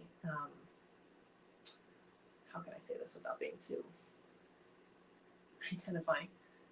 He wanted to more easily be able to stay in the United States of America. Let's put it that way. Okay. So very marriage minded. And ultimately he found, I think, a different way. But at the time it was like, I need to move quickly into a relationship. And I was like, whoa, whoa, whoa, whoa, whoa, you know, whoa, whoa, whoa, whoa. Right. All things are good, but like, I want to get to know somebody quite well. So I went on a trip. And it was super sad. We were kind of like sorry to leave each other, but I also needed to go. And it was a very long trip. And I was gone for, I don't know, a month and a half-ish. And when I came back, he'd had a girlfriend from like a week later who was an American citizen. So I think that there was something there. But, you know, it's like, what? You know, I travel a lot. I need somebody, you know, it's similar to scenario one where it's like, am I going to be screwed over here or not? Like, communicate with me, you know, and if like, whatever, I'm gone a lot, I travel a lot. If you can't last a week, then yeah, man, keep her, you know, stay gone. Such a bummer, such a nice guy, but not someone I would return to for reasons that I'll get to toward the end when I'm kind of summing things up for you guys, which I promise I'll do. And those of you who are still with me, you're freaking ballers. We're going on 2 hours. We're probably going to easily go over. So that didn't go anywhere, but I also got over it very, very, very, very quickly because the feelings weren't that strong, which returns to what I was trying to finally get to, which is feelings and imprint. Okay. So I actually had a breakthrough with a mentor, I don't know, a couple months ago, where I came to finally understand at last why I have such a draw to French and Italian men. And I know some of you would be like, they're sexy, Jackie. Of course you do, right? I get it. But other women are drawn to other things. Like I have never been interested in blondes. Like the whole blonde haired, blue eyed aesthetic is, I just don't. Like there's just no, I can find you attractive, but I'm not attracted. It's a thing. So I identified that certain early experiences, not like early like childhood, but like young adult, college age, a little bit before college, a little bit after college, where I was in these two environments. Okay. I spent, I don't remember how long it was. It wasn't that long, but it felt like forever. It was such a potent experience on the Italian Riviera before college, after high school. My mom was ill. She was supposed to go with my dad. She couldn't. So I went instead. We went to like Florence and Pisa and this beautiful seaside town that I'm going to butcher the name if I try, and drove around in a Ferrari with one of the guys my dad was working with. And it was just like, it was such an intense sensory experience for me. It was the first time I'd been back to Europe since I was 3, which obviously I did not remember. Right. And super sensual. I mean, my God, Italy in the summer, like just dripping with sensuality. And I was 17 and I was hanging out with this dude in his Ferrari, which we like weren't flirting, but you know what I mean? It was like one of those things. And it was such a coming of age for me. And I remember feeling amazing. And I also remember feeling not good enough. Okay. Because this is pre-beauty signals, Jackie. I didn't know what I was doing. And I was young. Like I was a baby and I was a nerd. Okay. If you have any doubt in your mind, like nerd in every sense, top grades and nerd looking. Okay. But I was adorable. Let me be clear. I was a very cute little nerd. So not little, it was the same height. Anyway, I had this pairing, which I actually talked about in the Bombshell Trifecta training. Because now that I think about it, it's like a lie of I'm not good enough. This isn't me. I don't fit in here. I don't measure up to these women who are super tanned and like all of the eye makeup and just like, who am I? You know, and oh my God, I love it here. Right? Like, oh my gosh, why don't I just spend the rest of my life here? That would be great. Versus, oh my gosh, I'm not good enough. Okay.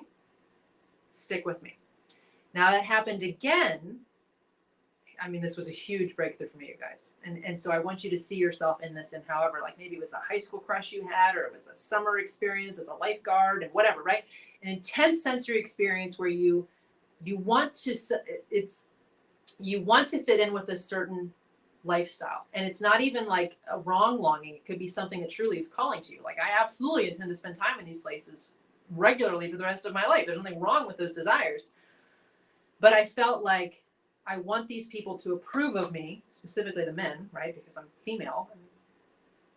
We're sexually charged animals, okay? And yet I definitely don't feel like I measure up. Okay? And then that experience was duplicated the summer of, I don't know what year, but I was in college and it was somewhere in there. And it was the summer I gained so much weight, if you guys know my body journey. And I was in Nice, France, and it was the same thing. Only no offense to Italian women. They were actually pretty badass too. But these French chicks were like, I mean, next level, right? Like hot AF and just like leather pants, throwing their legs over. If you guys have seen my Instagram video, for those of you who watch all of my things, I love you. Thank you. On being in France and finally riding on the back of a motorbike in leather pants and feeling like I had arrived in life. Like, that's when that imprinting happened. Like, I want to be that chick, but I am so totally not, because I am schlepping to the hospital where my internship is, completely pale, in capris and sneakers with a backpack, trying to stop at the pastry shop because I'm freaking hungry, because I'm in the middle of gaining all of this weight because I have no idea how to manage my body yet, right? The longing for the sex appeal and the power and the freedom and the lie of taking my current state then as my identity, and therefore I inherently was not good enough, okay? When you have experiences like that, it can create an extremely strong pairing, okay? A pairing with desire, a pairing with a longing, a pairing with a painting the ideal. So I realized I had this breakthrough, like, oh my gosh, that's why I'm drawn to Italian and French men. And even when I don't, like this guy who was French speaking, like, I don't even know that I'm in love with him, but I want him to like me. And why? More than some other average dude. Like, because of that long ago pairing of, if those types of men like me, what would that mean about me? Oh my gosh, I would have made it in life, right? Because of that pairing that happened. Now there's a second pairing, okay? A second imprinting, which actually happens first in my opinion, but in addition, okay? And this is the one that you're going to see when you're wondering why the heck these dudes who you're with, like this dude who had a chick the next week, I mean, Ferrari mode, you go from a 10 to a 2, that must have hurt, right? I'm sorry. I know it's mean. You're like, Jackie, but you can feel the same way. It's just, it's a jealousy proof identity shield. And it's not even a shield because it's not defensive. It's just who you are. Okay. But for real, you look at somebody and you're just like, what? What? This is why. Okay. Yes, you could talk rebounds. You could talk, all the things, but there's two things that are happening here. One is imprinting. One is a matter of his confidence, and you get to see how he sees himself as a man. But the imprinting, okay?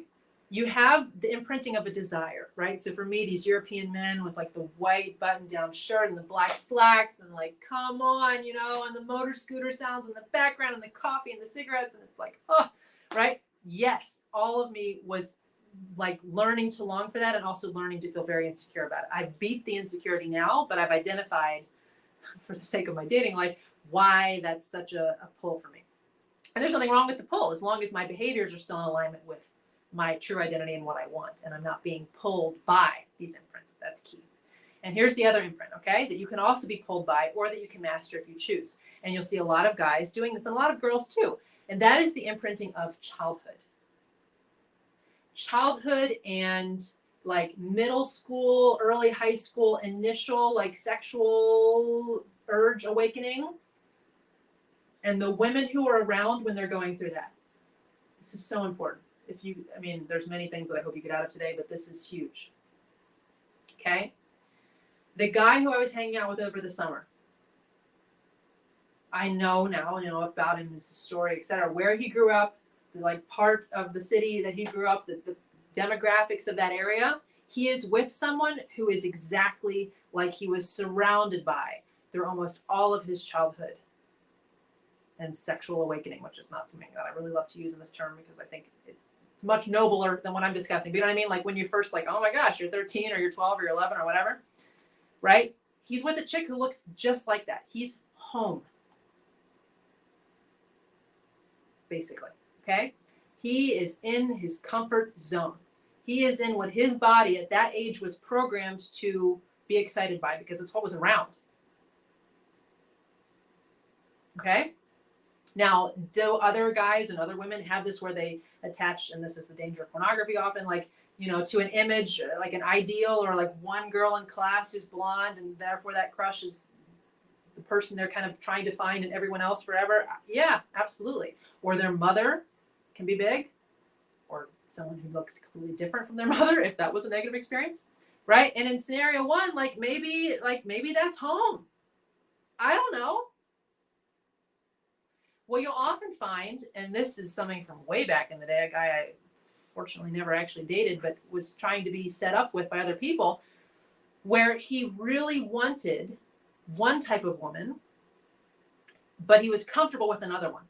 Now, before you get on any man rants, ladies, what I want you to do is look at where you're doing this yourself, right? You're longing for one type of man, but you're comfortable at home, and whatever home looks like, okay? And this guy loved wild, free, powerful, intelligent, fast-moving, take no S kind of woman, right? Like me, right? Like it was, you know, the attraction was there, but the way he handled women and the way he could actually deal with women was as a secretary, right? And so that's how he tried to fit me into that dynamic, and it was like, yeah, hell no, you know, that's not gonna work. I can hire one of those for you, sweetheart, right? Like, no.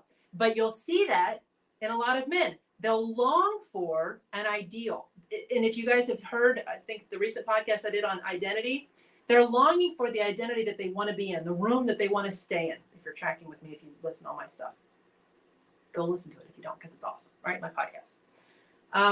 They're longing for the identity that they want to stay in the room for. But because of this deep imprinting, if they haven't done a great amount of emotional work, and even if they have, maybe this is where they belong. I don't know. It's free will, man, right? Like, they're comfortable here. They're comfortable with the woman who very possibly bores them. I'm not saying she's bad, but she might be less than what they're capable of being paired with. Not less than, but you guys know what I'm saying, right? Like, maybe she's not activated in her awesomeness in every ways, but she's comfy, right? She takes your BS. She doesn't question it. She puts up with you. She's looks like what you grew up with. You know, she's from, you know, like this guy in the city, like that area, like, you know what I mean? It's home, comfy. Versus me, he was describing as like a dream. Princess, he called me. Very sweet. Thank you very much. But he couldn't hang there. Now, was I perfectly willing for him to stay? Yeah. I'm not going to rebuild for reasons I'll show you guys in a second. Very legitimate, important reasons I'll show you guys in a second. Although, I mean, if all the stars aligned, sure, but I'm not going to put any effort in. But we will, right? So we can take it right back to us. We'll have this ideal. And unless we've done the identity work to realize that we are the woman who can actually handle that, or maybe we investigate it and we realize, no, you know, I actually liked the idea of it, but I don't like the reality. I'd like something over here or in between or whatever, something different. But you'll see that a lot with guys who like try to go for you and then end up with something else, and you're just like, wow, dude, what was that? What just happened? Oof, ouch, right? And often they're returning to comfort zone. I feel like I should write this on the board. Okay, this is worth it. Because you and they date at the level of your confidence. You can also say identity. Okay? Now, very important takeaways from scenario 3, which almost takes us briefly into scenario 2, but I think it's pretty done with that one, is this guy, he was such a sweetheart, oh my gosh, had a victim mentality, and from being not from the US, I think played into it a ton, which is a pity, because you can tell your story however you want. As I saw him, it was like sex appeal, foreign appeal, accent, multiple languages, like fantastic, right? As he saw, he was like fighting to get into a country where I don't belong and they don't want me and there's so much paperwork and blah, blah, blah, blah, blah. And like, right? I saw him completely differently, but that was the story that I kept hearing him say. Okay. So if that's, and there may be areas in his life where he's freaking confident. He came right up and approached me, no problem. But it's like, I don't know. Maybe it was pure convenience. I don't know. Maybe it was lack of kind of like confidence, ability to stay in the room. But he went to what was way comfier, way easier. And I couldn't, at that point it was done. But I also, we've talked since then, but I'm not going to try to convince him. It's not worth my time. But I saw him doing the same thing in his business idea, right? Where it's like, my God, the concept that they have is brilliant and they embody it to perfection. And there's just so many pieces that are so difficult in business to have that are already on lock. And all you need is a strategy. And I was like, look, here's your strategy. And he was instead doing like pre-internet shit, excuse me, like, what are you doing? The longest, slowest, hardest, dumbest way you could possibly build a brilliant idea. I don't know what to tell you. But then you see the same beliefs manifested in dating. Comfort level, safe, easy, and then victim mentality to explain lack of results or whatever. Or I don't know, maybe he's perfectly happy. Sure didn't seem like that last time we chatted. But you know what I'm saying? Like, there's something you can do. But I do want you to see that. Do you see how powerful imprinting is? When you can master that and when you can identify it in other people, don't like beat them over the head with it. There's nothing that you can do. That's the level that they're at. They're dating at the level of their identity. If they see themselves as a guy who they want this kind of life, this kind of business, this kind of girl, but like this is where they're comfy, then this is their identity. This is their dream identity. And it takes a lot of work to get from one to the other.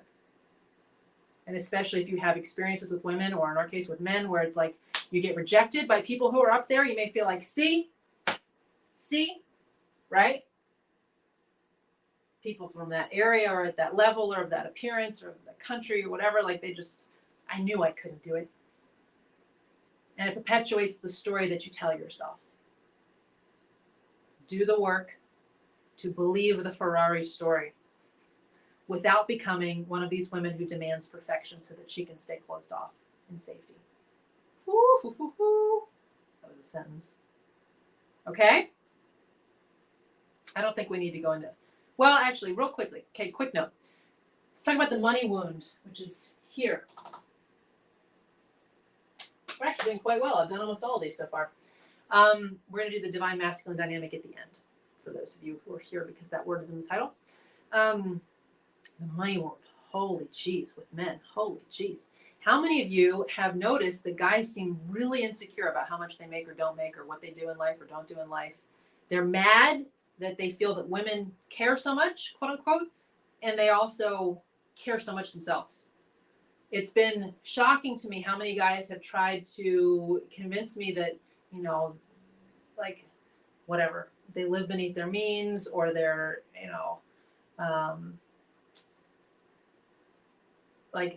they don't make that much and therefore, they promise that they're going to make money. It's like, I didn't even say anything, dude. I wouldn't even be here if I didn't like you as you are. Of course, everyone's going to get better or try.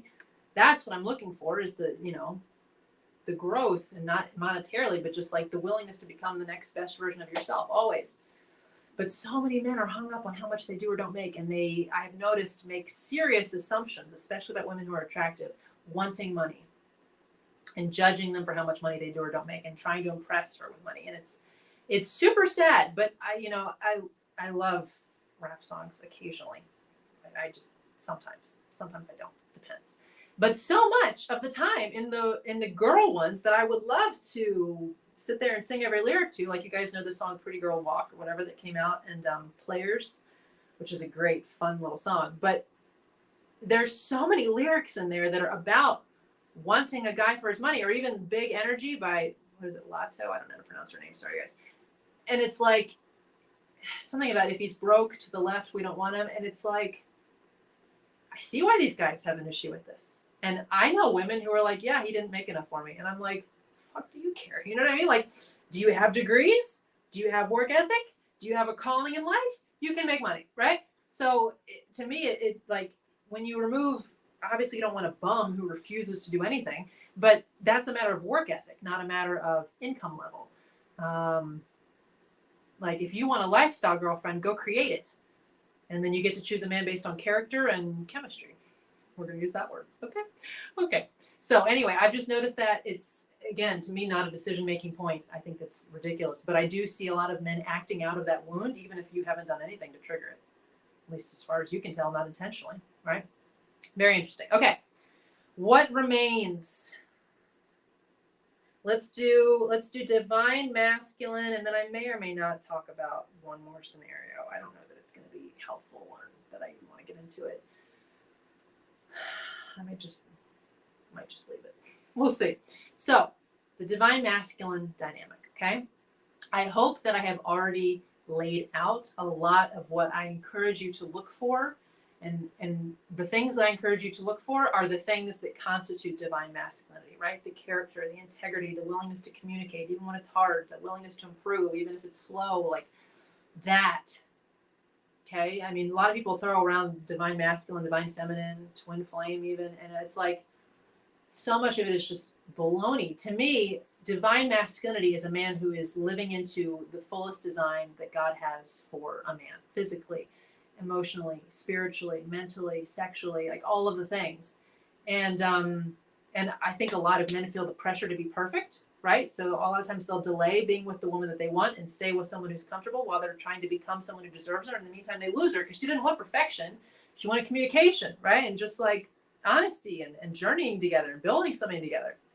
I think that's kind of sad. So that's what I mean when I talk about divine masculinity. Now, the dynamic, and I said the word twin flame, which I've read much about, I don't believe in. Okay? Here's why. The core of that very new age concept is that it almost sounds ludicrous to say it out loud, but that a soul is split at birth and one half is in a male body and one half is, and it's like God doesn't make people with partial souls. Okay? He doesn't. If there's no male or female in God, and we're all created individually in his image, we are created male and female, but even individually, we are in his image. We're complete, which is one of the reasons why I want you in that identity of not needing a relationship for your identity. You're complete. This is about a desire, not about a need. Okay? And when you operate in that Ferrari energy, you don't have to worry. And because you don't have to worry, you can actually take action to get what you want without being in your head and protecting your ego and pride and all the things. But this dynamic that they're describing, I do think is a thing. But I don't think it's reserved to one person. And it's this idea of runner or chaser, of someone who you're very attracted to. There's a chemistry, there's a pull, there's a connection, but it doesn't work out, right? Like one of you maybe makes a move to make it happen and the other person runs. Like you could argue that that's what I did, right? Is that, a divine counterpart? Not by my definitions. I mean, maybe I'm wrong. I don't know. But I don't think so. But I think that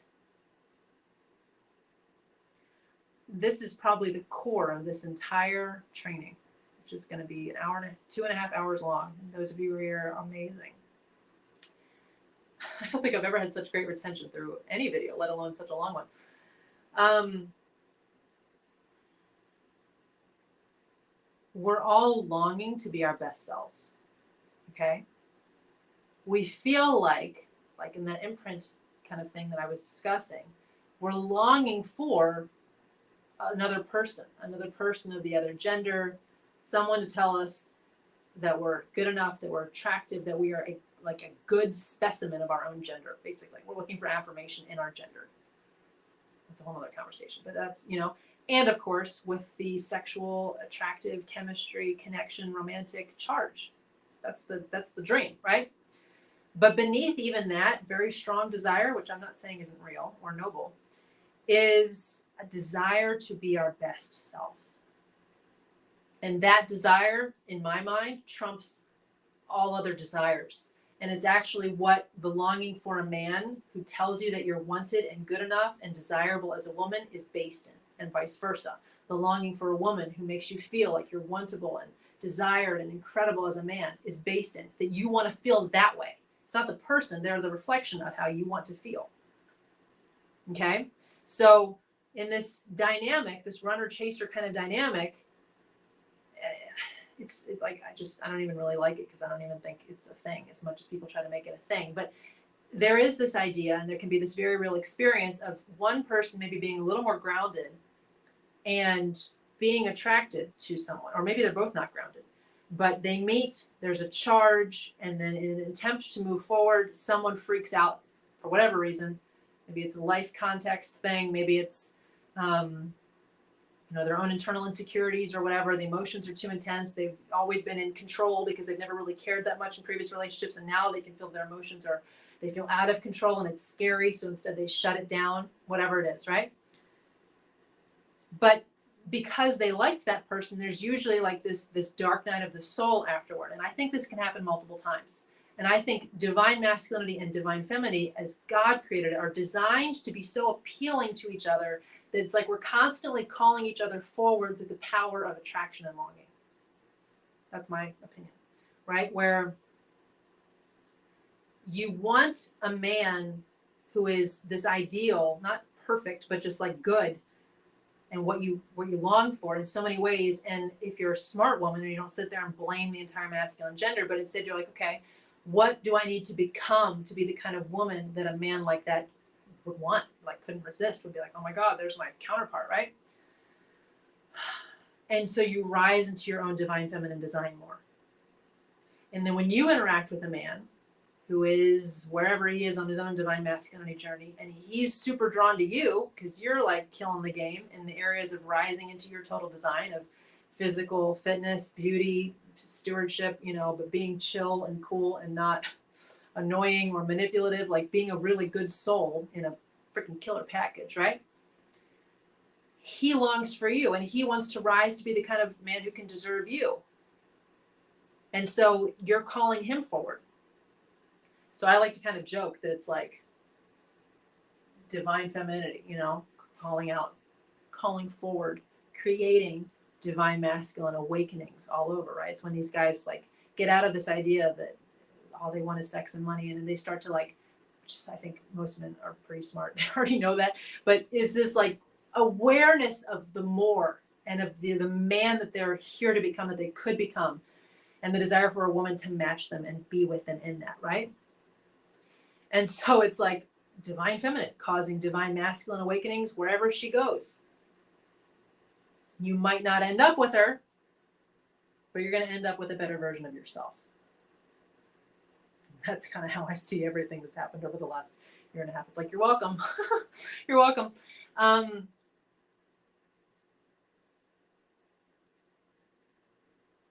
Ladies, I want you to see the same thing is true for you. Okay? I think I will tell you about more recently. You could look at, I didn't lay out a timeline, I'm gesturing like I did, but the things that I've described, and there were more guys and whatever. These were the ones that I felt had important lessons I could convey to you. Deliberation points. I will say there were two guys, I won't say who or whatever, where there was like a degree of crime in the family history or, financial improprieties. These are guys I've dated in the last year and a half, whatever. That to me was like a deal breaker, right? And I didn't say it at the time, but those were the ones who I wouldn't return and rebuild with. Okay. I can't, it's too much at stake. I have too much to protect. I'm not interested, and I wish you the best, right? What was I saying? Yes. Over the last year and a half, 2 years, you could say, well, none of these have worked out, right? So do you feel like you wasted time, Jackie? What a great question. How many of you have felt after a relationship that didn't end up being the one you're going to spend your whole life with, that you wasted time? I can't be the only one, right? But I don't feel that way. And here's why.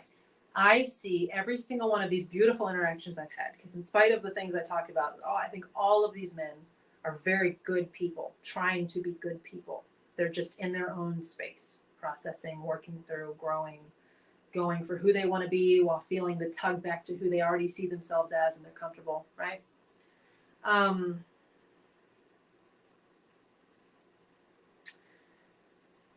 every single one of them made me a better woman.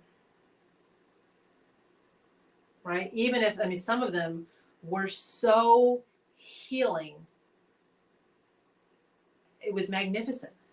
I mean, it just stunning to feel that degree of adored and loved and protected. And like, it was just, it was transformational, to be honest with you guys.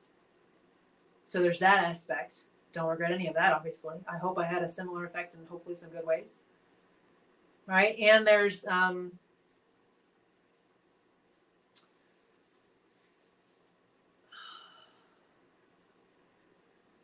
fact that I saw my own shadows in each of my interactions with them, and it made me therefore step up. Right after dealing with it, after being like upset or whatever, trying to avoid it or ignore it or defaulting. But I'm pretty self-aware and I'm pretty open to feedback now. My ego has pretty much been slaughtered, right? Which is one of the things I actually wrote up here, like looking for a man who's already had his ego death or is at least willing to have one. Like mine's been just drugged through the dirt, you know, so we're good. So being able to take feedback and be like, oh crap, I messed up there. I messed that up. And being willing to apologize and being willing to try to reinitiate and reengage and reconcile, right? All of that I got to practice over all of this, while also having my time boundaries of like, after trying for a certain amount of time, if the door won't open, I mean, I've got to respect myself, my heart, my life. I got to go, you know? And so for those of you who are curious, I know that one of the things I promised is like, who would I get back with? Who would I not get back with? Any of these guys, if they showed up and were like, hey, I would love to just have a conversation. And if in that conversation, it was like, I would love, you know, can we revisit or whatever? I would totally be open to that. All of them, right? But I'm done with effort. And it's not because I'm mad. It's not because I'm mean. It's because I have to respect myself. Because that's what gives me peace at night and joy in the morning, right? I will initiate, I will lead, I'll put forth effort, but I'm not going to chase and I'm not going to beg. And after I've knocked and, you know, like, my timer's out. I got to keep moving. You know, if you want to come and begin something yourself, but that takes tremendous courage. And a lot of these guys I see very much still stuck in games of like, I'll use this song on my story and then she'll know. It's like, even if I do know, I'm not going to take action based on that, man. I got ish to do. And I tried to take action based on that and it didn't work. So why should I do it now? Right? Also, the thing I just said about finances, like mistakes and things you can't control are one thing. These were two people who were very intentionally, or there was a long history of consistently doing illegal things intentionally on their own. Like, I can't, right? So just to be clear, it's not about making mistakes or learning as you go or someone does something to you. It's like they themselves. And these were both over this last fall. Anyway, so currently, what I want to say about that, I want to return to prayer to wrap us up today. You guys are hanging tough and I'm so impressed. For those of you watching the replay, I'd love to know what you think. I see someone saying Anna, but I don't know who that is or what that means, but hi.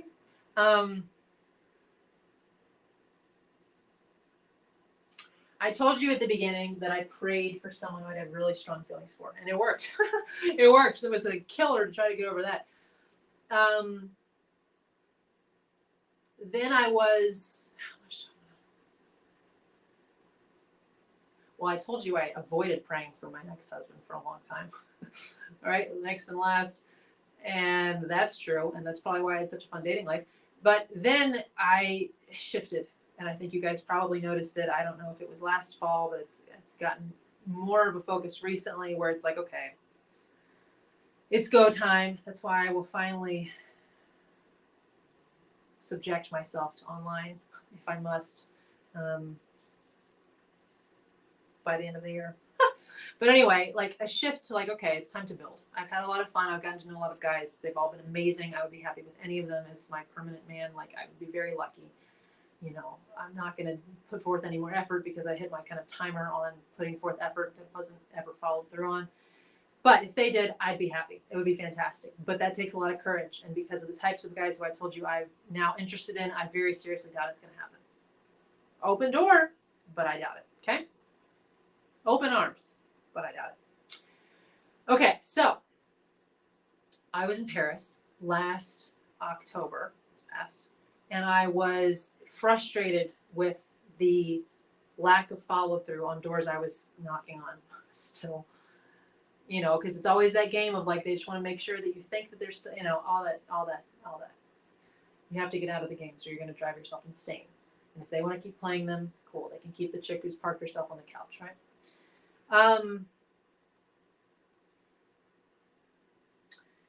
I started praying. I was like, Lord, bring me more men. You're like, you really prayed that? I totally did. Bring me more, like, just where are the men? Like, and I'm not saying that they weren't already all around and I wasn't engaging with them, but like, I need a new round. Because all of these people have opted themselves out, or I'm banging on the freaking door and I get a polite response, but it doesn't go anywhere. And it's like, okay, this is annoying. I have things to do, right? And I want to move forward with someone and build something. So I was, no joke, okay? My last time I was in Paris, I stayed close to the Eiffel Tower. I walked it almost every night, rain or shine. I just love it, watching it light up. And this night that I prayed this, it was maybe the first, or maybe the last night, I don't remember. But look, guys, I had gone every single night, okay? Almost. I can't think of any, maybe one when I had an event and we were all still out at dinner or something. But even then, I'd go at like midnight and watch it. Whatever the last shining thing is. And same outfit, same hair and makeup, same degree and space of movement, same everything, okay? Only thing that differed was the prayer. It's like a science experiment, constants and variables, okay? The variable was the prayer, the constants, anyway. And so I'm like inundated. I mean, it must have been 7 different guys who tried to pick me up, give me flowers, and like, not guys who I would pursue the conversation with. And you're like, well, that always happens around. I had been there every other night. Same types of men around, no one paying any attention or leaving me alone or whatever, right? Suddenly they're like chasing me. And so finally I'm like, well, I gotta go home. You know what I mean? Like, so much for my enjoyable last evening looking at the tower. I gotta go home, right? And as I'm going home, I'm in kind of a bad mood, a little bit annoyed by the whole experience. I'm like, Lord, let me be a little bit more specific. Have you guys ever done that? And that's how I want to encourage you all the way back to full circle here. What are you actually praying? Are you praying that God prepare your future husband's heart and you don't give him any timeline in which you'd like said man to actually show up? Are you praying that God save your marriage? In which case, what does that mean? Just like keep it intact as is? Or are you wanting to pray for change, right? Are you wanting to pray for a man to show up? Or are you praying for men to show up and you get all these dudes who are like, no, hang on. Not like that. That's not what I meant, right? So I walk home and I'm like, Lord, okay, let me be more specific. I want you to send me a man that I would consider as a husband. And that was like the first time I had prayed for a husband, right? Like I had been fearfully avoiding the word for years, just trying to not pretend that it existed. And I was finally ready, you know, like, okay, you got me. You're right. There are dudes everywhere. I could waste my time in all different directions. I want someone who you know I would take very seriously and who would take me seriously too. No more games, no more jealousy, no more, you know, no follow through, no more, I'm gone for a month and you're taken in a week. Like none of this. No, you know, crime. No, you know. Now, I'm going to leave you hanging on that because I'm not quite sure what's going to go from there, right? Because I can only show up and do my part. I can pour months of planning, weeks of my time, thousands of my dollars into trying to make something happen. But if he's not going to meet me halfway and respect my time, which is like, don't bring me flowers, just respect my time. You can bring me flowers too, but respect my time, right? If he is going to not allow me to create something, like I'll put in a crap ton of effort to get us to the starting line and get us into like, do we want to do this? But if he's not going to make it possible to have that conversation, there's nothing you can do, ladies. There's nothing you can do except figure out, why did I have strong feelings or not for this person? What does this teach me about what I do or don't want? What may or may not be new preferences, new non-negotiables. Please keep the non-negotiable list quite short so that God has a chance to bring you someone, okay? Not like a laundry list of absolutely must-haves, but like, here are my preferences and desires. They may be based on imprints. I would still love someone who's French or European, like Italian. I don't speak any other languages, I barely speak Italian.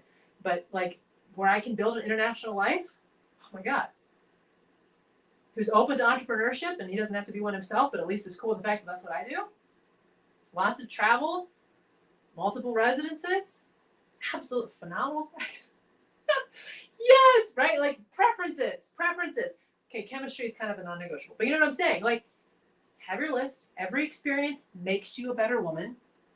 Hopefully it made them a better man. If you behaved as much in integrity as you can and you apologized when you needed to, hopefully that was the takeaway. Even if there was some pain involved, hopefully there was still growth. Right? And keep moving forward. But like right now, I mean, and even in just in the last like 48 hours, I don't know what the heck is going to happen, friends. I'm confused. And I'm okay with that because I know God's not confused. And I'm more and more honing in on what I'm praying for, the actions I'm taking, the timeline in which I'm willing to take those actions before I realize my time is being wasted and not respected. Which, again, I'm not pissed off about it. I don't get mad. I just like, okay, I get it. That's where you're at. And no problem, but I got to go. I got to go. So at this moment, from a personal standpoint, before I give you a wrap up that will hopefully serve you, like, it's anybody's game, man.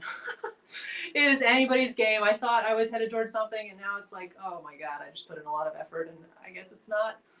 Whatever. Respecting my time is a big thing to me. So may the best man win.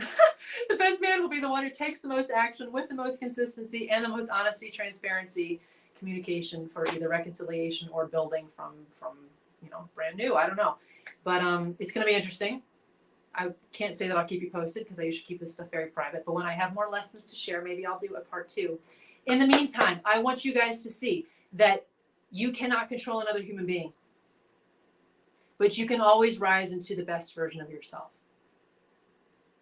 And if you know that that is a non-negotiable that can't be taken from you, that that's a reality that only you get to decide, and therefore that nobody else can say you can't have, you get to fearlessly take action as the Ferrari in your grounded identity that any other woman has access to too. Okay, this isn't a superiority thing. It's just a matter of who has done the work and who has not yet. I don't think I'm better than anybody, but I've done a lot of work. And any woman can do the same and more. She can probably pass me easily, right? But every experience you have can make you a better human being. And if you live with dignity and respect and compassion, I mean, you heard me talk some smack. I tried to keep it nice, right? But you're a human. You have feelings. You need to protect them. I want you to try to do your best to protect theirs, even if they're trying to hurt you. I don't recommend clapping back. I think it's tacky, just let him do his thing. You do yours. And if he perceives things as clapbacks, then you can't control that, but you can control your intentions and your behaviors.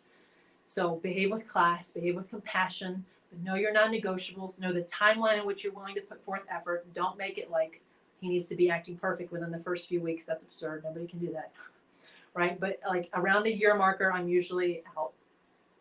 And again, because of what is actually non-negotiable to me, which I invite you to have as the same of yourself, of communication, reconciliation, responsibility, I think anything can be saved. Because those are the things I'm looking for. I don't worry about a lot of the other things, but if those aren't there, you can't build a relationship. And you cannot make him do those things. All you can do is be the kind of woman who does them yourself and who maintains her peace and her deep self-love, her deep trust in God, her nevertheless unconditional love of men, imperfect as they are, just like we are, who has an understanding of what she wants, but has a wise discernment of what's a non-negotiable, few things, versus a preference and desire, lets God orchestrate it by praying specifically for what she wants. It's bold. Sounds like, yeah, no shit, but excuse me, sorry. But like, are you? As I'm talking about prayer, perfect, right? Like, sorry, Lord. You know what I'm saying? Are you?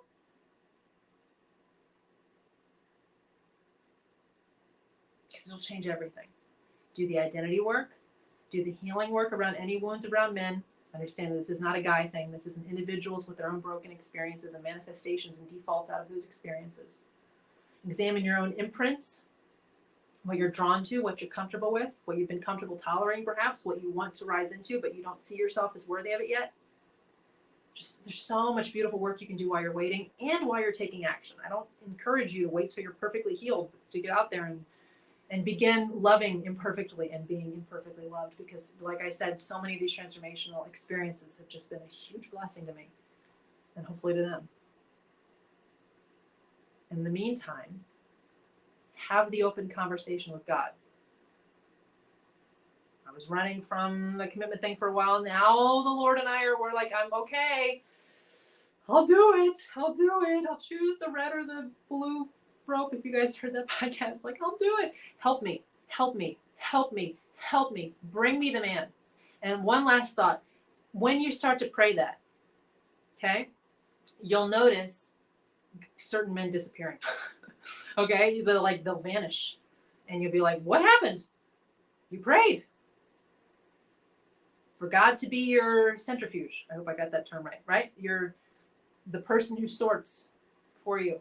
Not that those guys aren't good enough; they're just not the one for you, if there is such a thing. But they're not the ones who are willing to take action and step up to be the divine masculine in your life.